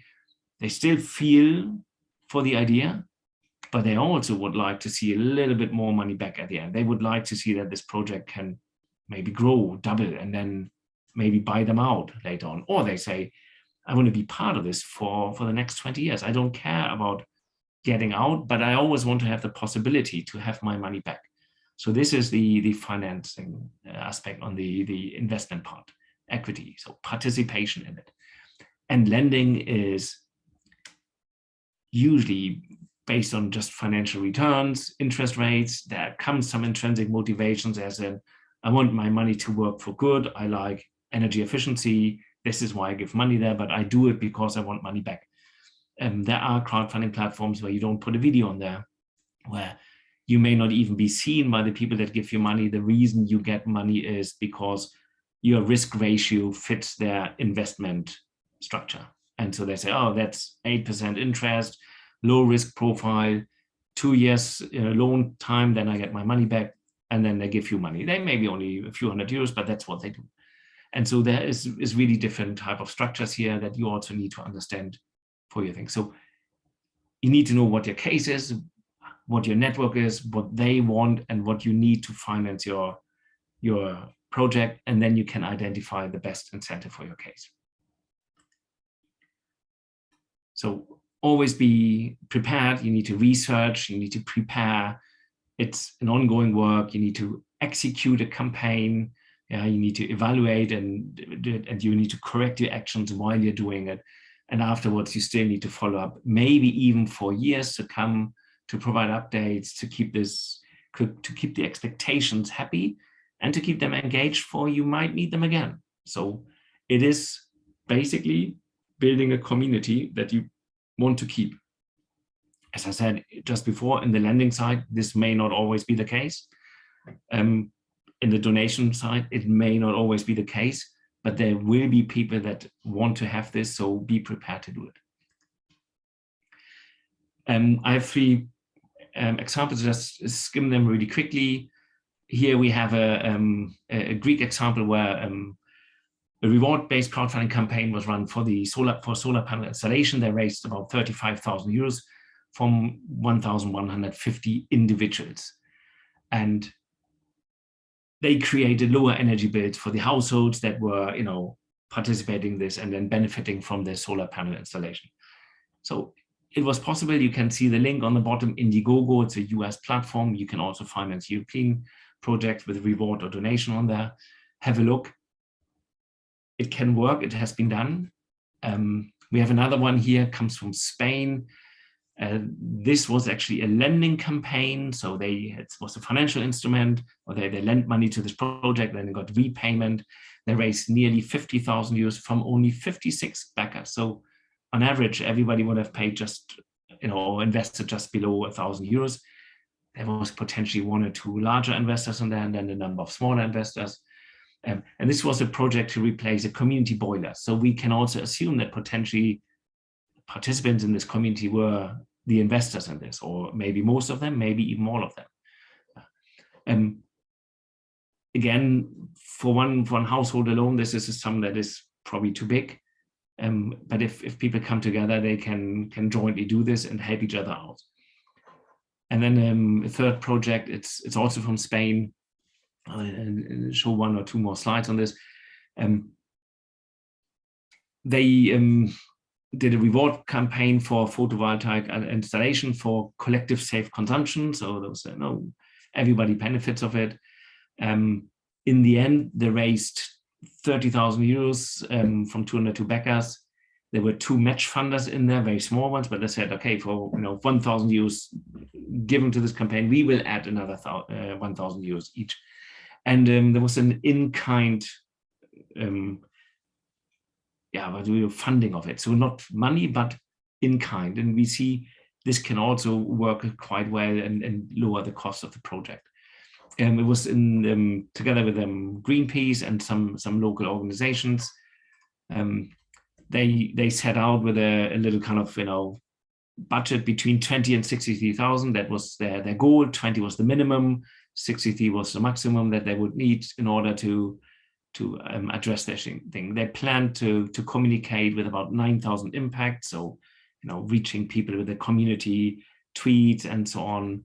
They did a plan of what they needed to do, and they had identified a community of roughly 450 backers that should have an interest to invest, and maybe even they talked to them and they knew that there was a good chance. And of course, they had clear objectives focused on impact, energy poverty reduction, and the return was financial, what was a social return in this case, not a financial return.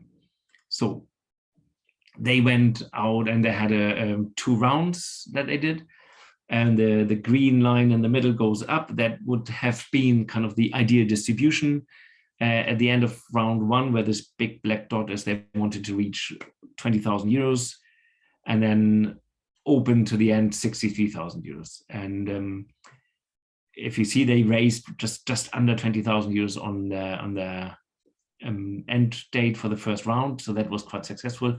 But then it shadowed out, and they only raised another 10,000 euros instead of another 40.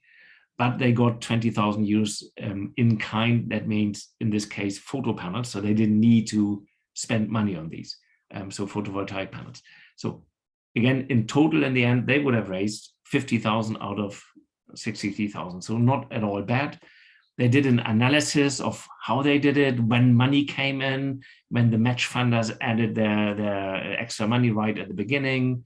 There you see that they got money from local shops that they had addressed before. They had corporates that put money in. This is their networking that they sketched out at the beginning, who they wanted to reach. Then you see the time is 21. Physical events were really hard, so they did 2 webinars to gather the kind of engagement of the identified network. And you could argue they didn't really do that much. And if you look at where they happened and how the funding shifted, either there's a delay or they didn't have a huge impact. But they moved quite long. And then to the end, they got twice from 2 companies, basically free materials, and so they didn't have to buy this and reach their total goal. They also analyzed their social actions. Where did they talk to people, and how did people come to them? It's really important if you run a crowdfunding campaign. You need to know which part works best. Yeah. So you see 29% Facebook, they were really active on Facebook. Their community lived on Facebook. Twitter was only 14%. And then if you look at others, LinkedIn 3.6, so that was fairly useless. Gmail, very, very little, so potentially, feedback on mailing campaign. So you need to do this, and they try to manage this. And you can also link, they have on the right-hand side there, color codes where you had actions, and then the direct feedback where people responded to specific actions. So if you do this, you can manage your campaign. While you're at it, you still can make changes to it and put focus on certain activities, actions, and also to certain channels. This already mentioned earlier, the money they reached, so that was fine. Good. Very quick, we don't have time to do this.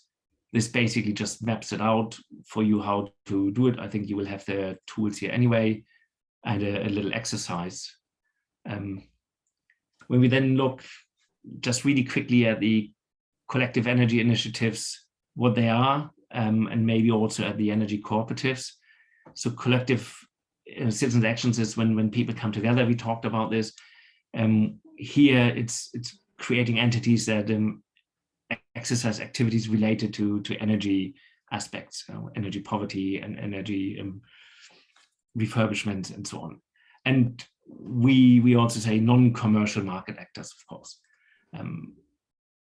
These are usually open and voluntary governance. So it's not a firm structure with a CEO on top. The ownership should be controlled by the individuals, the citizens in there, or local authorities and small actors out of the community. They have social, environmental, and economic benefits rather than, I'd say, only profit making, because they may also want to do some profit. We have 2 types of energy communities. That is also quite important here, as they are defined at EU level: renewable energy communities and citizen energy communities. And citizen energy communities on the right-hand side are quite focused. They're focusing only on electricity. They have no geographic limits. Anyone can participate. The autonomy is not necessarily defined here. It's quite open. And it includes already medium-sized businesses, so it goes a little bit higher. Whereas the renewable energy community is all forms of energy, and it's usually much closer to the location and then involves small enterprises and individuals. And then we have the way how you can structure these. And there we come to non-harmonized European law with 27 member states with different company laws in every country. You have cooperative structures, but not in every country they work very well, and not for energy cooperatives. So you might also consider trusts, NGOs, associations, foundations, partnerships, or even limited liability companies. Here, that's really a question for a local market, potentially even a lawyer or somebody who has done this before. The idea of a cooperative is, of course, a lot of people come together, take a shared ownership in something, and then have an open governance where they elect relevant people that oversee the activities, but there is not an owner of the assets. The ownership is distributed into the cooperative in which you take a share. Some non-profits or associations function in a very similar way. And I think my time is up, but I wanted to capture the energy cooperatives just a little bit before I close this. So this is maybe we already discussed it. Yeah, a cooperative is an old form of crowdfunding where you have a structure, and it's there to finance a community that is part of it, and then you have the benefits either in using the electricity that is being created through the cooperatives, assets, and you may also have a financial benefit if this comes to it at the end of the year and so on. There are quite a known big cooperatives as well. One of the biggest, or one of a well-known German daily newspaper is a cooperative that's quite left-leaning, and it never been a commercial business as such, and it has worked for many decades. So the 7 principles as well, it's voluntary, it's open, you can join, you can also go out, it's democratic member controls, the members participate also economically, it's independent, it cannot be bought, that's also quite important. There's no big investor, Tesla, that can buy you. And it's created for the community, and it's working, with other similar-minded organizations together. But again, it doesn't lend itself for every project. So here we need to really clearly see, is it a small project, or is it a project that can be structured as a cooperative? Does our law allow it? Do we want to first start smaller or differently, and then maybe crowdfunding is the right way? A cooperative wouldn't raise funds through online, but in a traditional way, by approaching people, by having printed materials. They will also have a website, but they cannot necessarily do a public call under the national laws. Good. Diana, the time is up. Not bad. A lot of information. Would you like to wrap up with in 1 minute with something else, Oliver? I think this is fine. Maybe we have one example of a co-op here, where this is about solar energy that is being created, and then there's an economic kind of aspect to this. The extra energy, or the energy surplus that is being created, is given to the cooperative for free, and the cooperative then can monetize this, and working with another organization that actually is using this to elevate energy poverty. And then the funds go back and help basically funding other activities within the energy poverty field. So here the owners of the cooperative, rather than saying we want to make money, they feed into this field of energy poverty alleviation. And it's a quite interesting aspect that you can do in structures like this, where everybody is like-minded with the same visions, which you wouldn't be able to do with crowdfunding financing.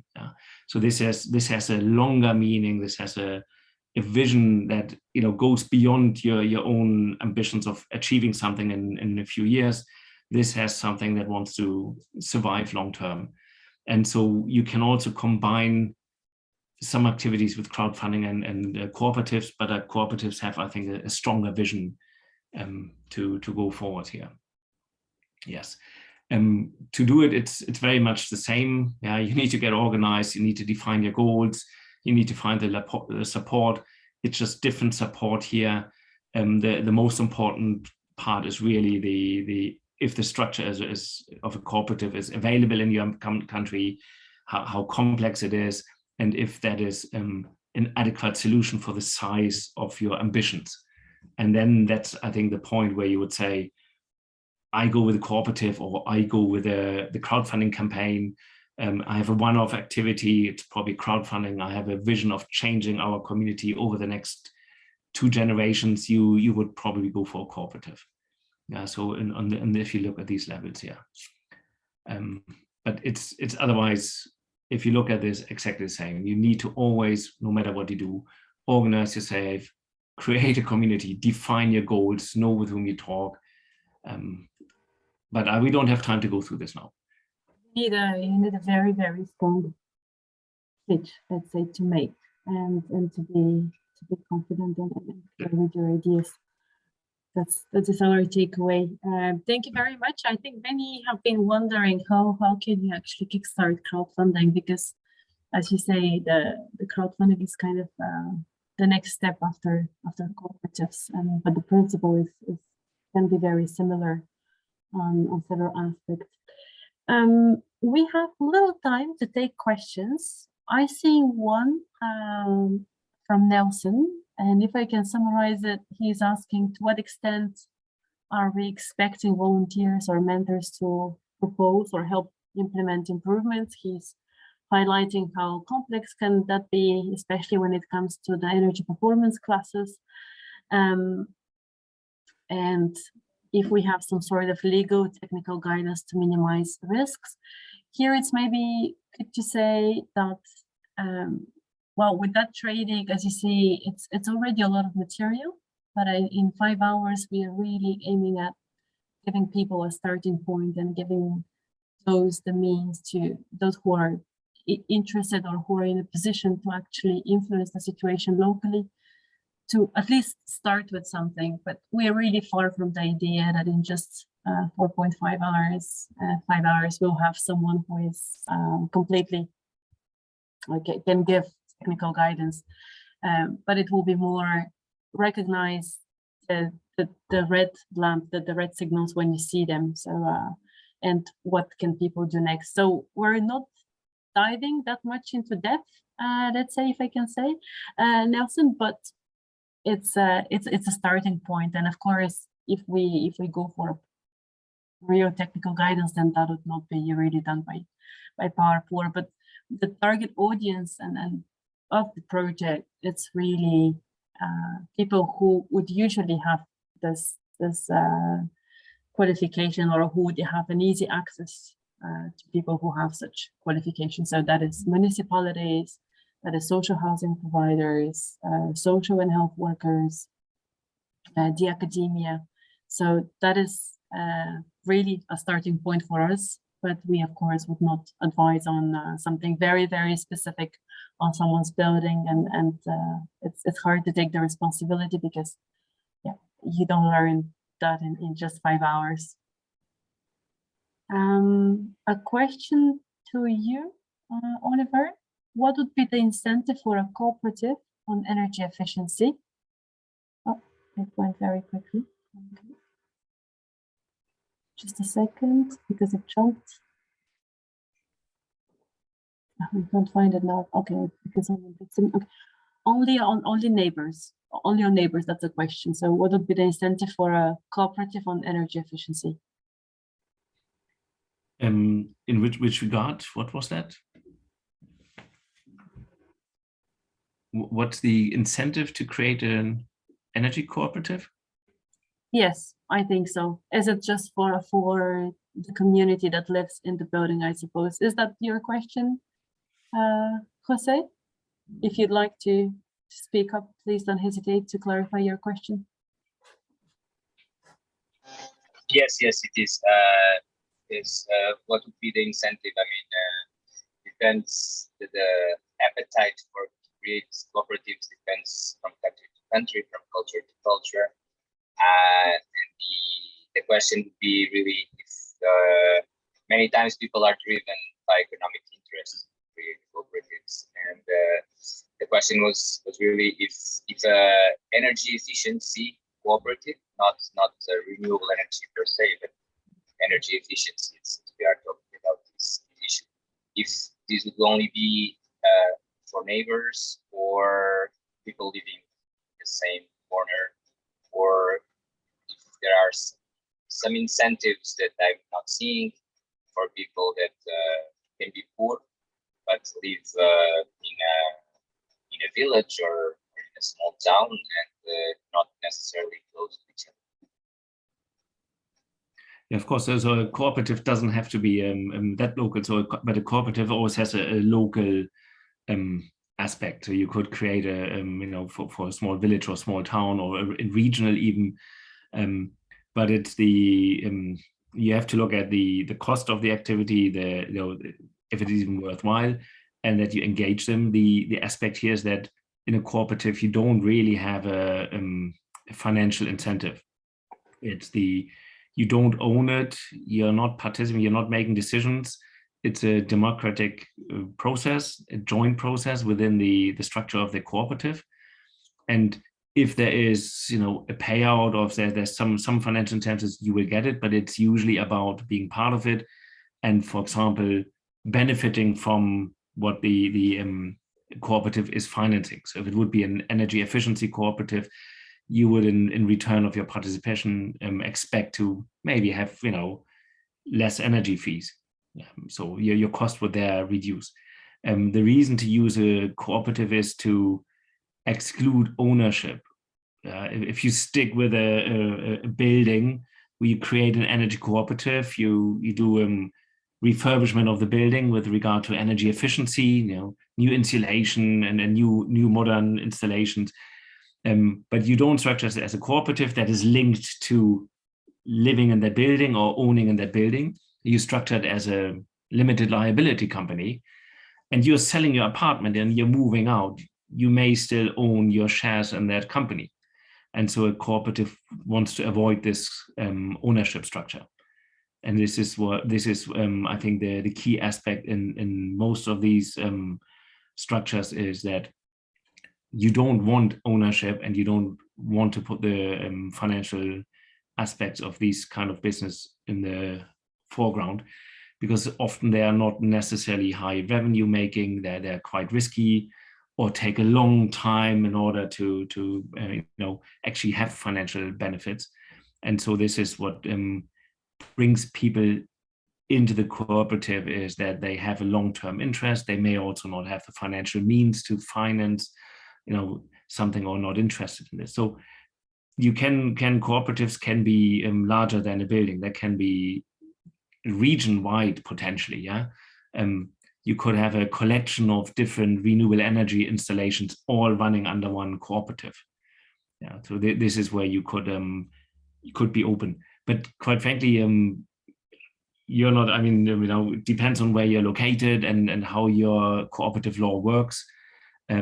I know in some countries it works quite well, and I know in other countries it doesn't work at all, just from the legal setup and the cost it brings with it and the way they have been structured.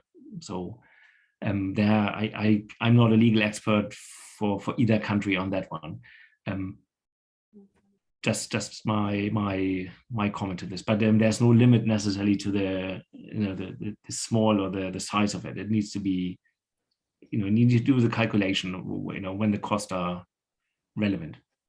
We have to take no more than 2 more minutes, if everybody agrees to wrap up this part before we go together with Daniela and Arthur, who are lined up for the last part. But there are 2 questions that is worth responding to quickly. One is coming from Marie Abigail, who is saying that first, the example on Croatia is very interesting because it's protecting consumers.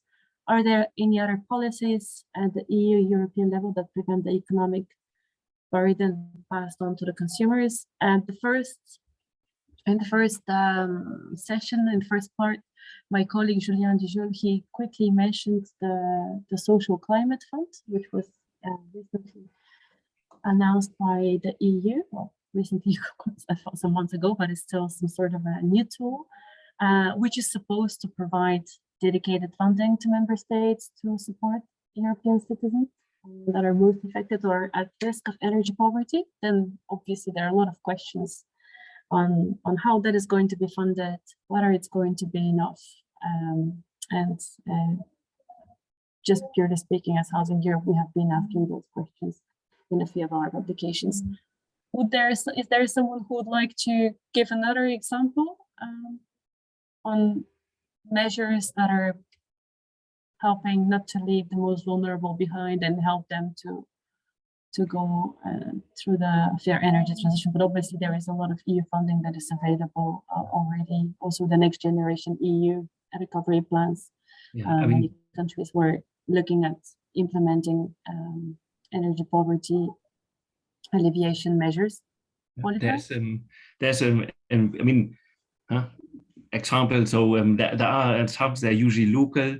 In Lithuania, you have basically government organizations called VIPA. That is kind of an investment arm for the government to drive, amongst others, the renewable energy and energy poverty aspects.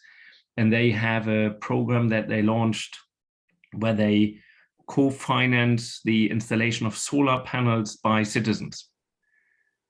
So any Lithuanian citizen can apply to have them finance their solar panel installation together with other citizens. So they use crowdfunding, but in a consumer loan structure where a crowdfunding platform will raise money from other citizens that co-invest with VIPA for the installation of solar panels on private buildings.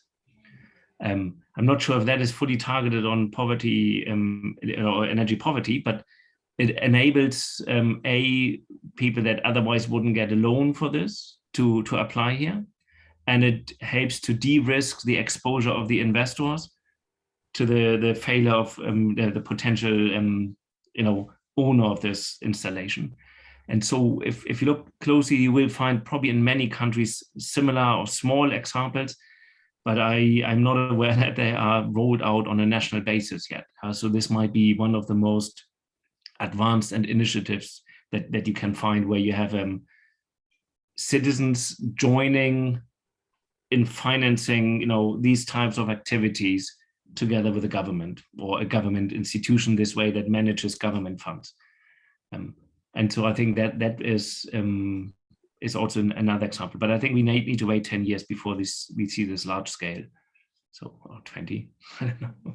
And a final question we have from Borrego, who is asking, it's maybe hard to answer one or the other, but let's see what answer you'll give, maybe a bit more nuanced.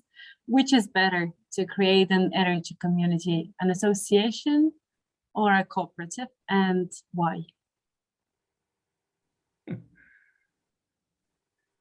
Ask your lawyer. I don't know. I mean, it depends on where you are, what you want to do, all the things. This is the size of it, the community that you have, the problem that you need to address.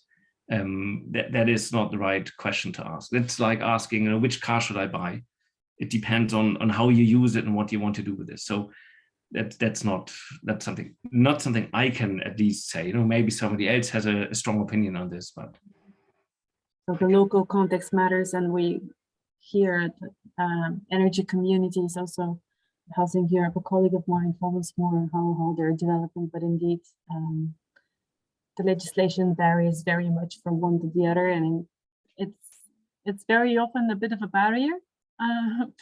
But yeah, indeed, some countries are still more trying to incorporate it and facilitate it than others. So also local advocacy is needed. Thank you very much, Oliver. I know it was a very, very long presentation. I think you gave everybody a good taste of what crowdfunding is. We'll also share the slides at the end of today, so you'll be able to go back to the slides and see information that you might have, that you needed more clarification or a little bit more time to spend with. Thanks very much. Thank you. And I hope you have a bit more energy, because we are going for the last part, which is also very, very important. We've been mentioning regional authorities very often today, and we have our partner ICLEI, which is working with cities that are committed to sustainability, and it's our door to cities and to the national landscape. Daniela Torres is with us, and she'll be speaking with you together with her colleague Arthur Hinch. So, hi Daniela, we are seeing the presentation, not yet in presentation mode, but I think it's coming. Maybe you need to share the other screen, I'm thinking. Yes, thank you. Hi, Diana. Hi, team. Yes, we have two screens. So now we are looking Arthur is sharing his screen. So now Arthur. One second, I will fix it. Yes, please, we need to change. Thanks. Yeah, it's sometimes tricky with the two screens, but you just need to share the one where you see the full slide. Yes. Well, in the meantime that we are going to project the slides, so I just would like to ask all participants to keep a little more of energy to these last minutes for the session. Now, my colleague Arthur Hinch and myself, we are going to share with you the city perspective and why this issue of energy poverty is getting more relevance on an urban and regional level. And also we will share with you some of the actions that some cities are doing across Europe, and also we are going to share with you what the POWERPOOR project is working in order to foster the development of energy poverty actions and policies on a city level. So as Diana was mentioning, Arthur and myself, we work at ICLEI. We are a city network, a global city network, and we specifically work in the European Secretariat. And yes, we are happy to share with you the role of local authorities in tackling energy poverty. So again, we can see, so we can just, we can just change the screen. There it is. Perfect, Arthur. Yeah, okay. So can you hear me well, Diana, just to confirm, because I changed the speakers? Very well. Everything is good. Okay, perfect then. So just to tell you a little the content of the session today, we go to the next slide. We are going to cover two parts. The first part, we are going to talk about energy poverty in cities and how energy poverty is part of the sustainable energy and climate action planning processes. And the part two, which is talking about the energy poverty guidebook that the POWERPOOR project is generating. And also we are going to share with you how social innovation tools can help cities in driving the energy poverty agenda forward. So I will be covering the first part of the presentation, and my colleague Arthur will be covering the second part of the presentation. So the goals of these modules is, of course, to understand the importance of energy poverty actions and inputs into local sustainable energy and climate action planning processes, and then to identify climate and social innovation tools to mainstream energy poverty in these planning processes. So also you have heard during the different presentations, some of our colleagues have talked about the famous CCAPs, these CCAPs or plans, sustainable energy and climate action plans of cities. So we are also going to talk about them, because those are the key important, is the key planning instrument that cities have in order to mainstream energy poverty in their actions. So we are going to see some challenges and opportunities for cities in energy poverty context. We are also going to introduce the framework of the CCAPs within the European Covenant of Mayors. We will explain what the covenant is, and then how we should mainstream energy poverty in the CCAPs. So in terms of the challenges that cities, local governments, municipalities, or regional governments are facing when we talk about energy poverty, there are four key things that are important to mention. So first of all, of course, in all of the cities of the world, we have, and of course in Europe, we have in some districts of the cities that there are some restriction to access to modern sources of energy. So we have some neighborhoods or districts with a very high coverage of energy services, heating and cooling, access to modern form for cooking and everything. But there are other neighborhoods or districts that are not able to get these sources of energy. There's also a restricted local energy sourcing, also depending on the city we are talking about. There are some cities that self-generate their electricity or energy based on their local resources, but there are other cities that import their energy from other regions or cities. And of course, we have this increasing problem that citizens are unable to pay their energy bills, and this is specifically relevant in winter. And of course, we have some vulnerable citizens, especially elderly and children, that are affected on their health because of this. And another thing that cities are facing is that there is a limited citizen engagement processes when we talk about different energy communities process. We have heard also from our POWERPOOR colleagues before that there are several initiatives on energy communities, but the engagement of people, on the engagement of citizens is limited due to a lack of knowledge, some doubts in the process. So it's very important to know that these challenges applies to all cities in Europe and the world. So if we go to the next slide, we can also see that that also the main drivers of energy poverty, when we talk about on a household level, this is mainly linked to low incomes, high energy costs, poor thermal efficiency and housing processes. And of course, all these interrelationships can be identified mainly in cities and urban settings. So this is problems that we can see on a daily basis in cities across the world. We go to the next. So here is also looking the problem or the challenge of energy poverty from another perspective, which is how this energy challenge can bring opportunities also for cities and how to alleviate energy poverty. So there are 5 things that are important to reflect when we talk about energy poverty in cities. So first of all, very well structured energy poverty alleviation programs can contribute to reduce local and national energy and greenhouse gas emissions in cities. We also have the opportunity also to engage citizens. Cities have the opportunity to engage more citizens in the energy transition that they are looking, involving them in energy cooperatives, community projects. Also, energy poverty projects could foster new district energy developments, new technologies coming to the cities in order to make energy more affordable. So public-private partnerships can be developed and new technologies can be brought to the city. And of course, also energy poverty, as we heard in the last session from our colleagues in Eurocrowd, we can also bring new innovative energy finances schemes in order to drive energy poverty alleviation projects. We also can foster the adoption of new technologies, especially on these smart city type of projects. We can see that there's an emerging scheme of smart meters, for example, also smart buildings to make the buildings more efficient. And of course, all will this contribute to city sustainability and will help cities to tackle better energy poverty.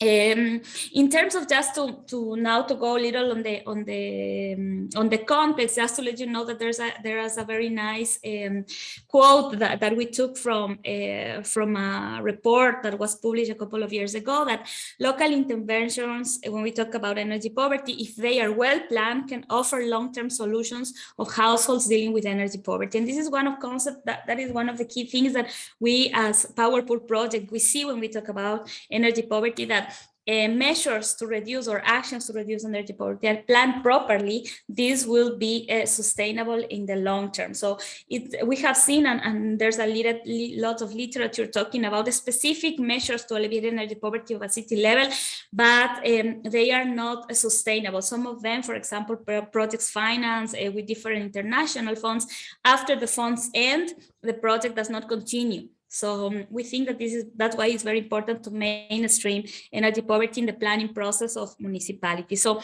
in order to do this, we can go to the next slide.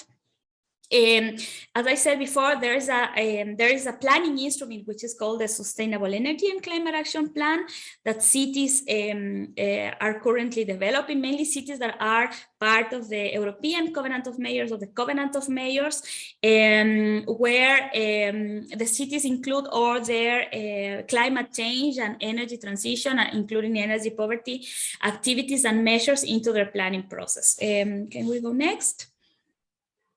So, of course, here we can see what the Covenant of Mayors is. I mentioned this before. So, the European Covenant of Mayors is a movement, is a platform of cities and towns working on climate and energy actions to better secure the future of their citizens.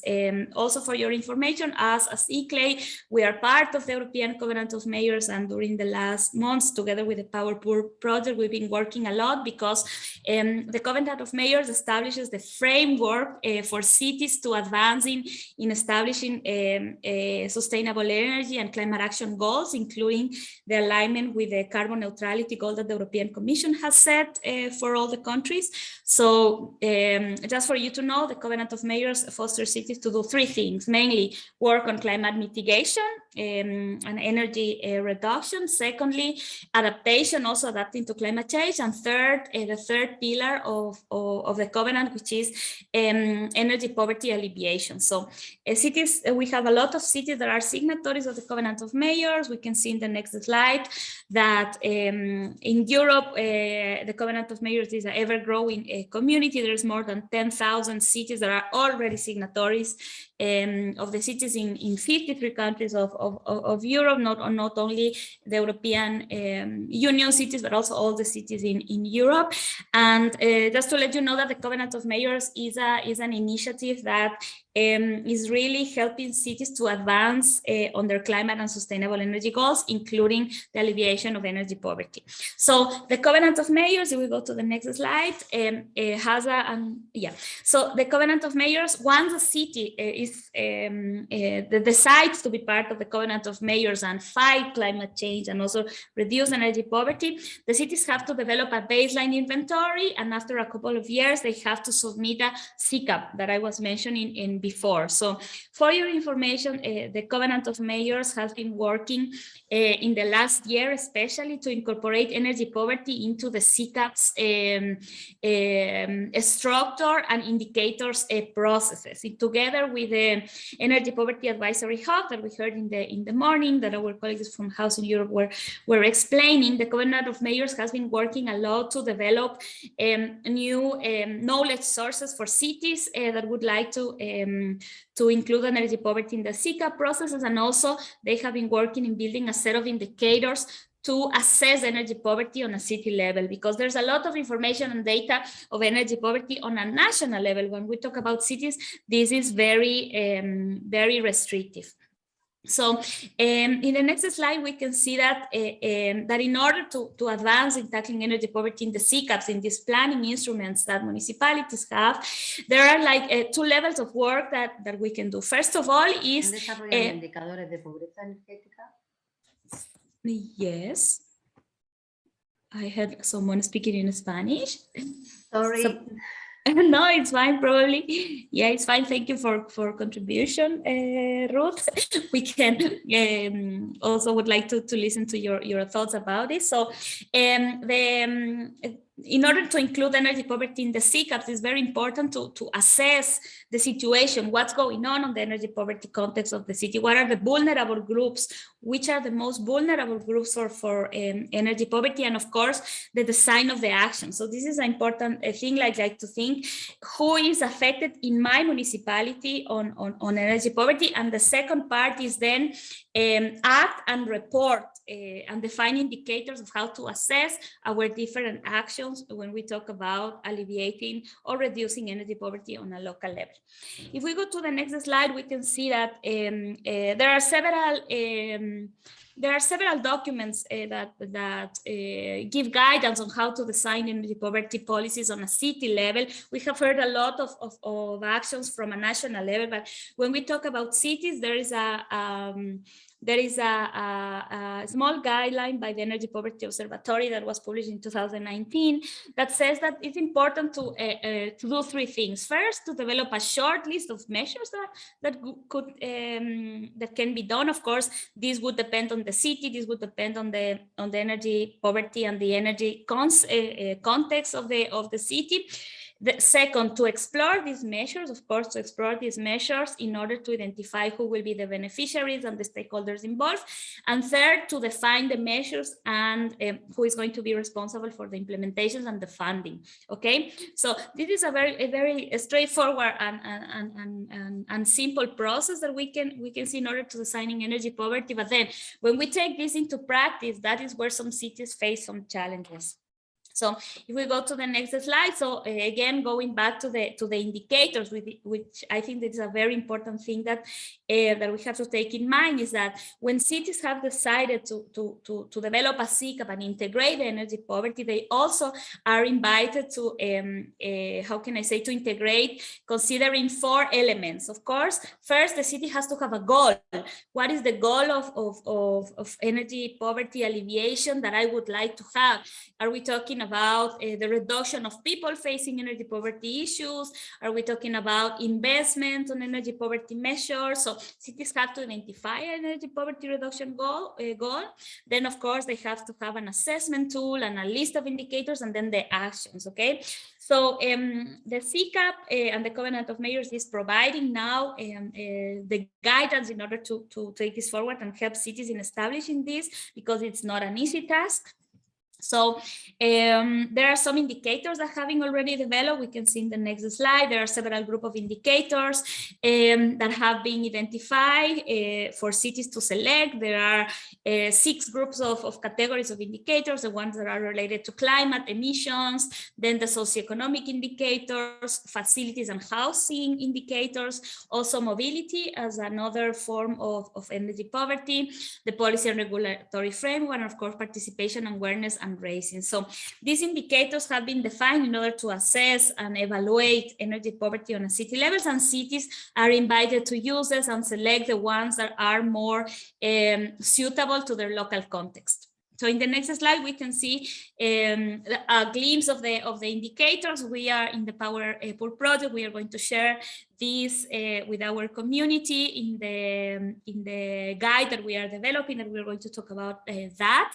These indicators are going to be public, and they are going to be shared externally in the following weeks. This is a commitment of the Covenant of Mayors. So these are going to be available for cities across Europe. In the next slide, and just to finalize, as I said before, the energy poverty, especially, I don't know if hearing this in this webinar, we have some cities connected. So for the cities, for you to know, the CCAP template from the Covenant of Mayors, the platform of the Covenant of Mayors is being adapted in order for cities to report and use the monitoring indicators, and cities can select the different indicators for their management purposes. And then just to finalize, I think that I have one more slide, but just to like a final message here is that cities in Europe and beyond are working a lot to develop energy poverty actions. We have heard about training and educational activities, the energy efficiency measures, the use of renewables, energy communities, and everything. But the important thing is that if these are not part of the planning process of the cities, this will not be sustainable. That's why from the POWERPOOR project, we think that it's very important to give cities some guidance in how to mainstream energy poverty in the sustainable energy and climate action process. So for the next slide, as I said, there's a lot more things to do. Of course, cities have to work on assessing the vulnerability of their communities on energy poverty, which households are suffering for energy poverty also, and also how to choose and customize tools to help the city address these issues. The POWERPOOR toolkit that was presented by Eleni earlier in the morning provides some tools for cities to advance in this journey. And then the final slide, it's very important for us to mention that in the POWERPOOR Energy Poverty Guidebook for Energy Planning, we are included all the information and all the guidance that cities might require in order to integrate energy poverty in the planning process. So with that said, I think that I would like to give the floor to my colleague Arthur Hinch. So he's going to give us more insights on practical ways and strategic ways to embed energy poverty in the planning process of a city. Thank you very very much. If you have, please, any questions, we will be happy also to answer. Arthur, floor is yours now. Thank you.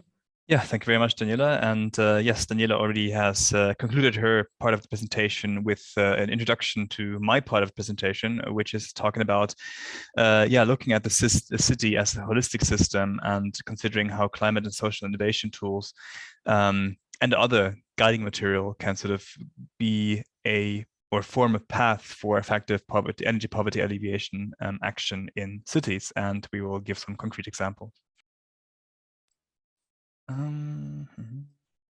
Yes, so as was already briefly introduced earlier today, and also as Daniela had alluded to just now in her presentation, the POWERPOOR project has developed a energy poverty guidebook, which is a very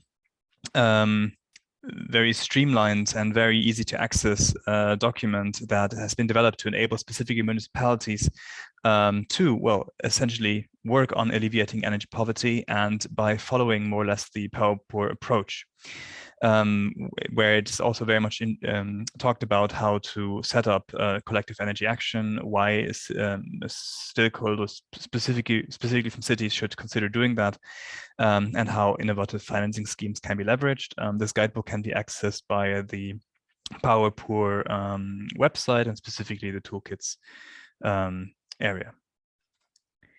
What does it include? So it includes, as I already mentioned, how energy poverty can be mitigated through joint energy initiatives, how the POWERPOOR approach can be used for that. Generally, it touches on a few things that I will touch on now also regarding the role of municipalities in alleviating energy poverty, how to engage citizens and stakeholders from a bottom-up approach rather than imposing kind of a top-down solution to addressing this issue. What kind of support programs are out there and could be used, and also like it refers to the three POWERPOOR tools that we have. So so targeting the problem, so Power Target, Power Act, and Power Fund, and they've been introduced earlier today.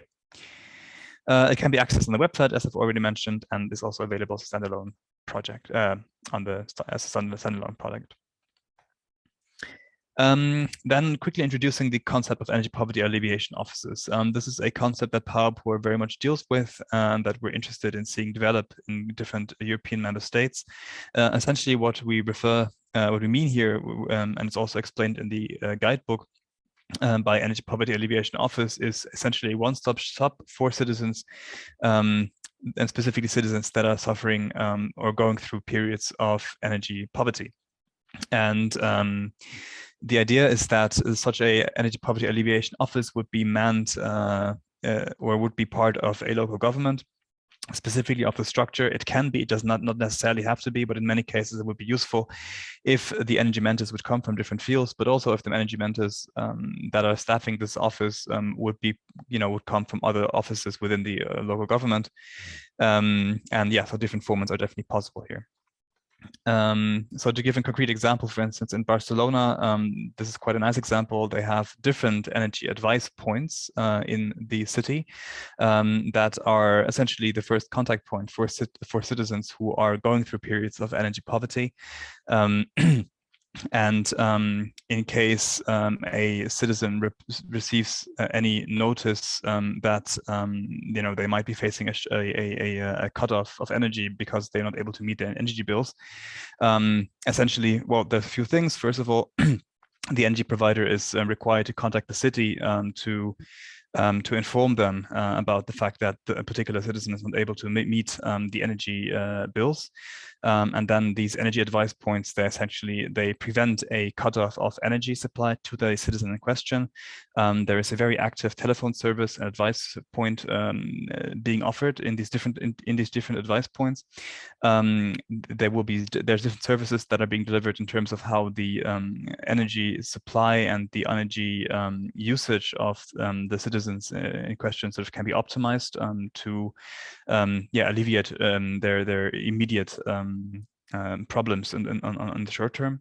There is the possibility to apply it for social discount on energy bills, and there is even a job replacement program for people who are undergoing prolonged activities of unemployment. So a very nice example, very concrete example of how such an energy advisory point can look and how it can be situated within sort of the logic and the context that is a local government. Another good example is the Stromsparcheck or energy savings check in Germany. So this is supported by about 120 German municipalities and is very much integrated into their overall planning. It's run by the Caritas in Germany together with the Association of German Energy Agencies. Some of you might have heard about this initiative, given the fact that it's comparatively large. So essentially how this works is that citizens, quite similar to the case in Barcelona, that are facing energy poverty, are able to get in touch with these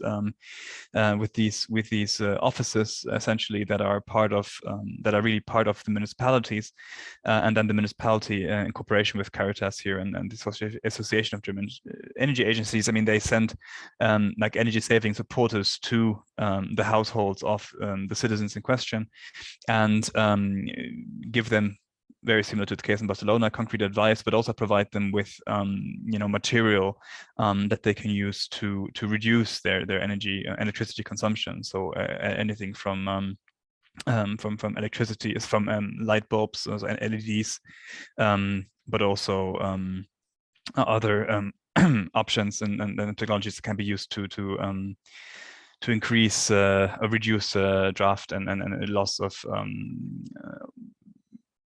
heating essentially in the apartment. So very short-term, very effective measures that are being offered by these people. And specifically should be mentioned that these energy saving supporters are themselves long-term unemployed people. So there's kind of a very beneficial situation here of for the person who is undergoing a period of energy poverty, but also for the person who has been struggling to find a job for a long time, and they essentially get skills by becoming energy saving supporter within the framework of this energy savings check program. So really a win-win situation, and it's quite nice to see that how many German municipalities have actually taken this up very actively. Then quickly introducing the sort of concept of climate system innovation, because why have we introduced this topic at the very beginning, a few slides back?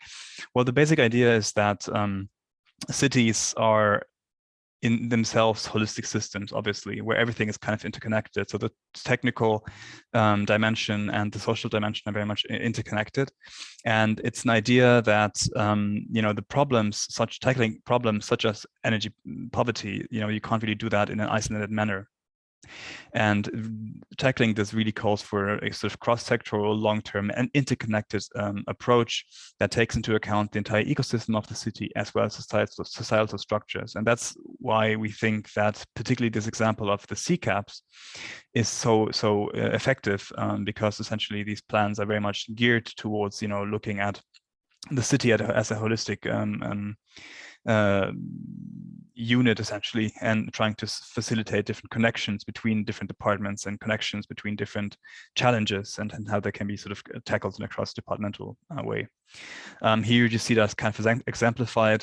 So there's this general idea, of course, that cities are integrated socio-technical systems, and that they rely on like collaborations, coordinated action between many different stakeholders, and that you have to think big rather than think small, and think holistically rather than just about changing one particular sort of gear in a much larger mechanism. So the question is, can we use this concept to improve energy poverty alleviation measures? And bundled with this, you have the idea of social innovation, which has been mentioned at least a few times, I'm sure, today.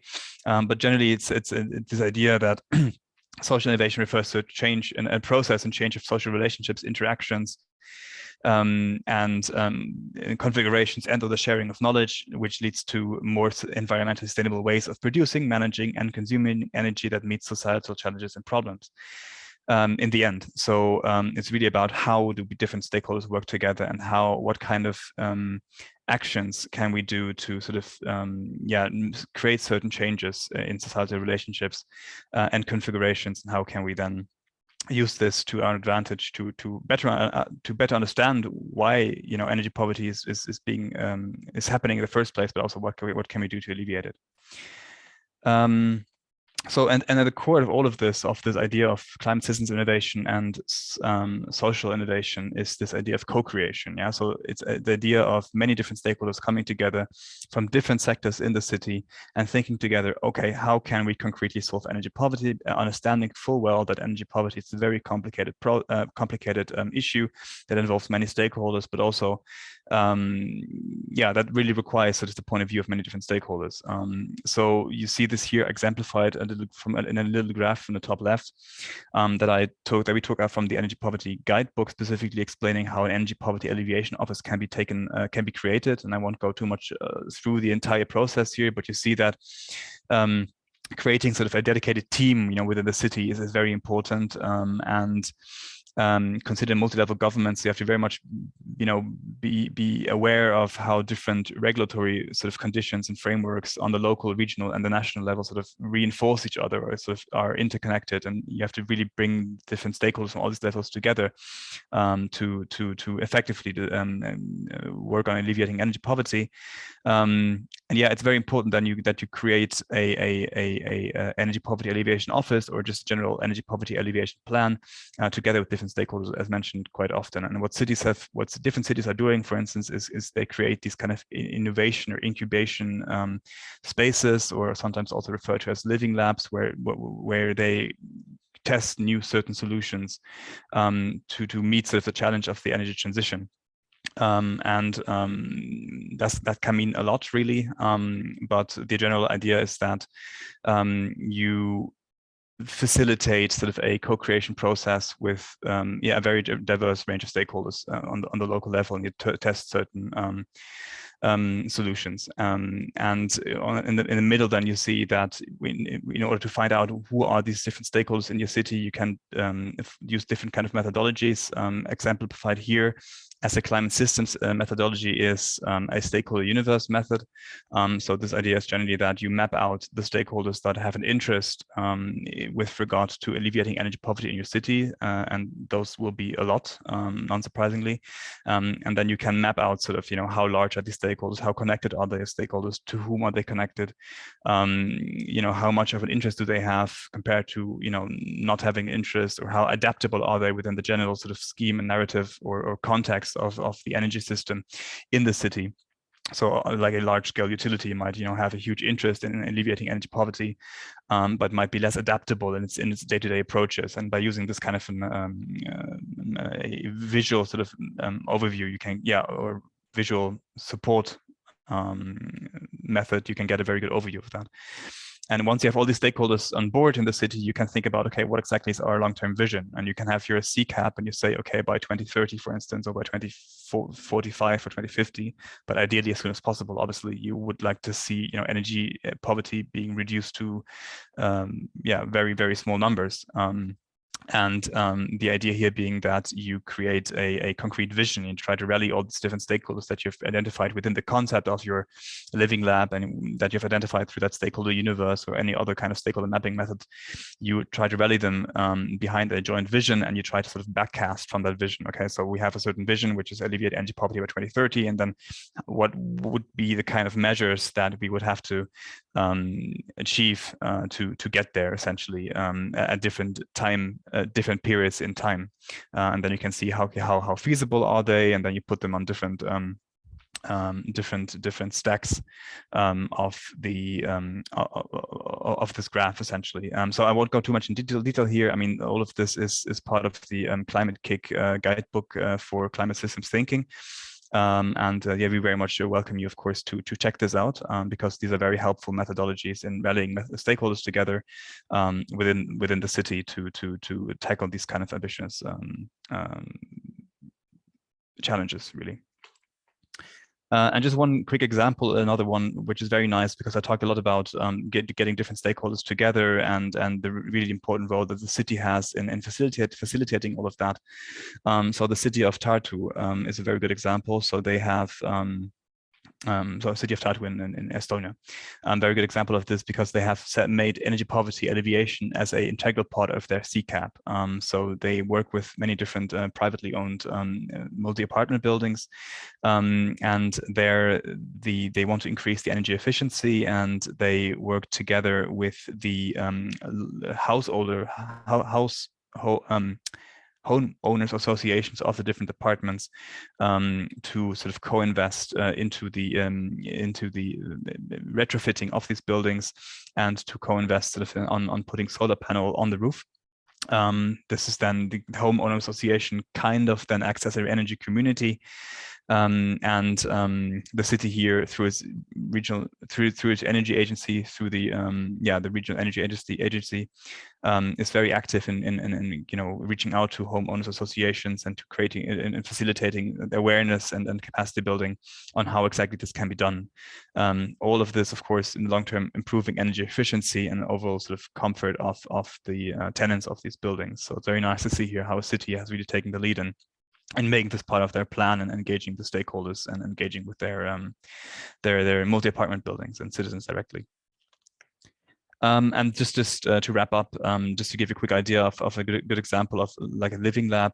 So from Greece, this was an example from the STEPIN project, the living lab sort of in the municipality of around the municipality of Metsovo in Greece. And the general idea here was that they have kind of mapped out, how many households are really suffering from energy poverty. And then they have created a kind of space for innovation, but really created a space for bringing people together to talk about, okay, what exactly is causing energy poverty, inviting those who are suffering from energy poverty to the table, and to have a conversation with different other stakeholders in the area, from representatives of local authorities, the mayor and members of municipal council, but also representatives from local trade associations and other stakeholders to sort of collectively think, okay, what exactly can we do about this? And I think this was sort of the creation of this living lab, which has begun with the setting up of like an energy cafe, which is very loose and very inclusive, has really led to different actions and different initiatives having been set up, like energy audits and home visits and everything that really have resulted very clearly in the reduction of energy spending and a increase in well-being of the citizens of that municipality. And one of the success factors here is that they have understood very much the high importance of bringing everyone to the table very early, and sort of having that sort of non-stigmatizing and very inviting kind of dialogue between different stakeholders, and especially bringing those on board who are actually suffering from energy poverty. So rather, doing something with them rather than for them in that sense. So that was an example, I think, and then just model for key takeaways then. And to wrap up. So I think my presentation now has sort of reiterated Alex Daniela's earlier main point, how important CCAPs are in facilitating concrete, well-planned energy poverty alleviation actions. It's very important that local governments define and support these actions very concretely. And I think, as Daniela has shown, there are many frameworks and indicators that cities could use, for instance, within the framework of the Covenant of Mayors, and then these indicators are forthcoming, obviously. But also, it's very important to look at the city as a holistic. A holistic concept, really, where it's very important to have an integrated approach to tackling a problem, an integrated approach to bringing the right stakeholders together, seeing how they relate to each other, and really think about innovative approaches that to accelerate the adoption of energy poverty alleviation actions. And then I think perhaps even most concretely, we have the Energy Poverty Guidebook, which summarizes this part in a sense, but also then combines what Daniela and I have just said with what our colleagues would have said earlier today on how the POWERPOOR toolkit can be used specifically for cities, even to enable them to further give support in alleviating energy poverty in their context. So I think it's our presentation, and with that, back to you, Diana. It's the second time that we make you speed up so much, but you really have this capacity to speak very quickly. I'm impressed. But it's actually the bad luck of the last presenters, I guess. But thank you very much to you and to Daniela for really providing the view of cities, because yeah, you know better than anyone else that we really try to target them well, and specific also dissemination activities, communication that is specifically showing that they have a big role to play, because we do speak about EU policy, but of course it's more kind of the overall impact that EU policy could have. Cities, and national policymakers, they're really the ones who will be then hopefully implementing energy poverty measures into CCAPs and supporting households on the ground. So that's very helpful. So here we have some reactions. I saw that Daniela was already responding to some of the participants. We have João Marques saying, these actions should create real job opportunities and not rely on volunteers only.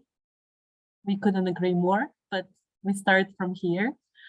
That's the social innovation that lacks. And in addition, in Portugal, a common citizen doesn't have the capability to influence, change the political will. So it should be each national point to assume and promote first contacts at local level and inform about all of these initiatives. Okay, I see that also Daniela has responded in the meantime. Indeed, and as I mentioned, that's really to sensibilize people on the ground, but we can't obviously rely on them.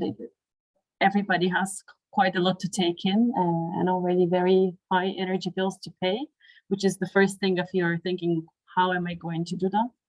Even with all the support. So it's really POWERPOOR. It's something that is good for the short term, but there is the longer term aspect, which is really to implement measures in local plans and to start acting on that. But we're hoping that everything that we see around us happening, it started with COVID, then energy crisis, then invasion in Ukraine, that is really making those activities more and more relevant.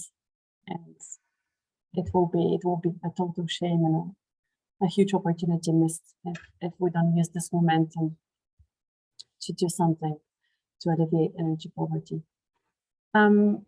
We were supposed to finish at 4:30.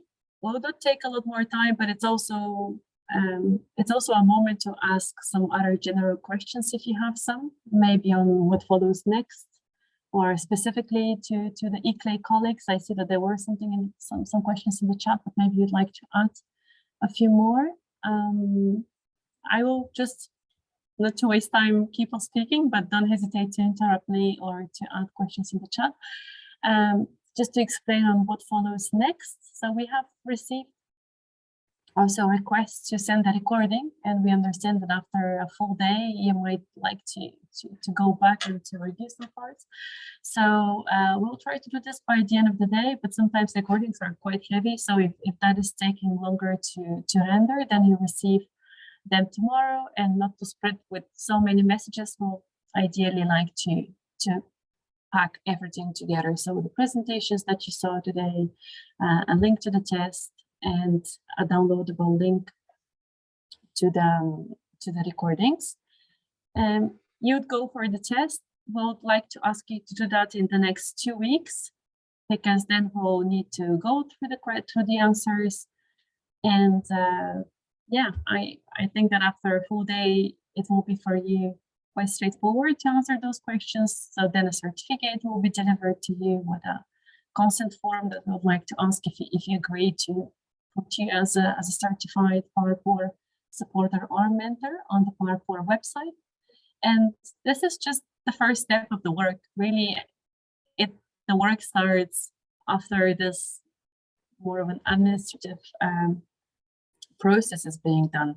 And also Daniela from ICLEI is thinking together with colleagues and with Eleni on how we want to keep certified supporters and mentors engaged.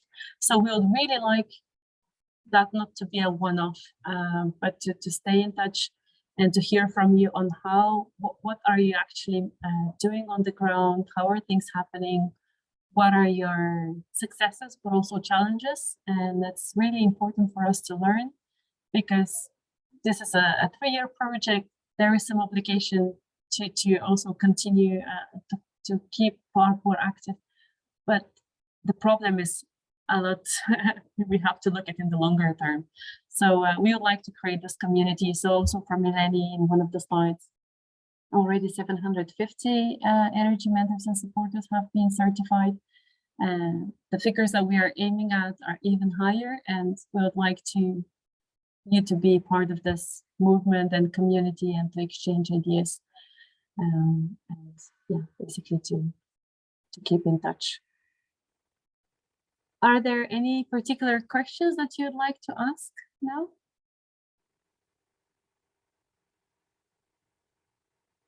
You could just speak up, or the chat is also okay.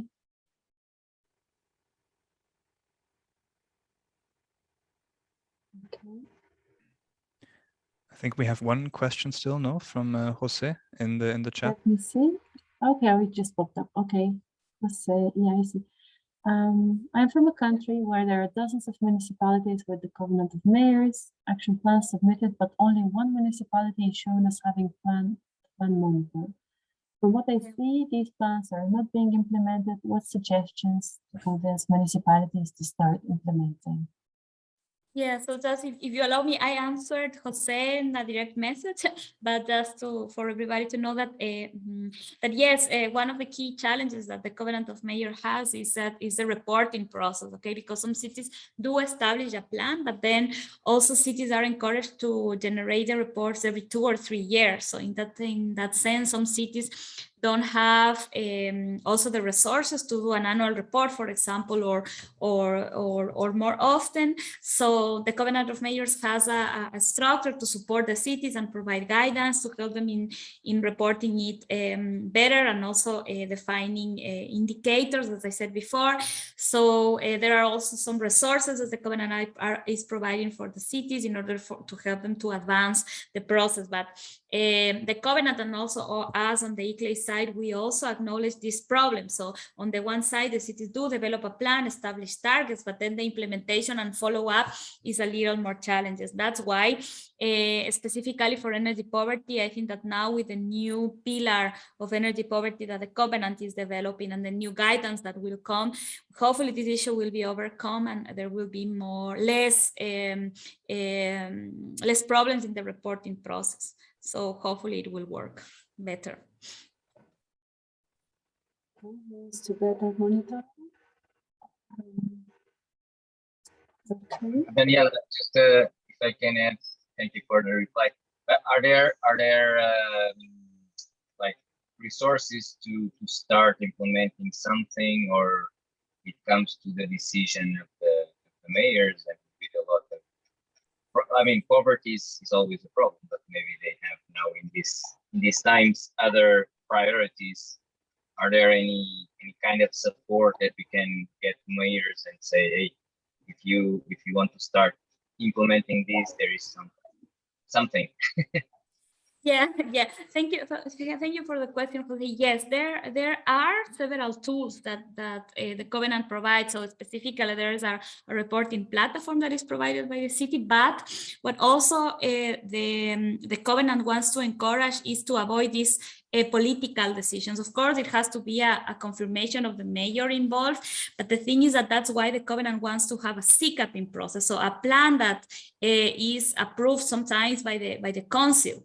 So with that, there will be some avoidance of both political problems or how can I say that the activities are not follow up. But if there are some activities that are just decided because the mayor is there, the mayor in the turn is there, that is more difficult. And also the Covenant now is providing also some information about financial resources, because that is another thing that usually it's brought by cities, that there is no financial incentives in order to advance on climate action planning or execution. So the Covenant also provides information on financial opportunities opportunities, especially in the whole process of the European Commission projects, the research and innovation projects, or the Interreg project. There are several types of projects. So the Covenant has a specific financial landscape where cities can access to that.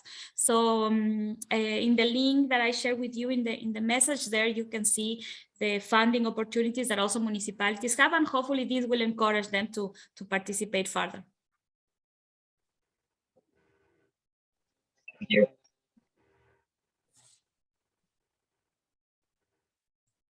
Okay, I see people are starting to leave, and I guess we are 8 minutes beyond time, so apologies for that, but be really courageous to stay with us for the whole day, and we hope that was useful and motivational, and that we'll keep on hearing from you.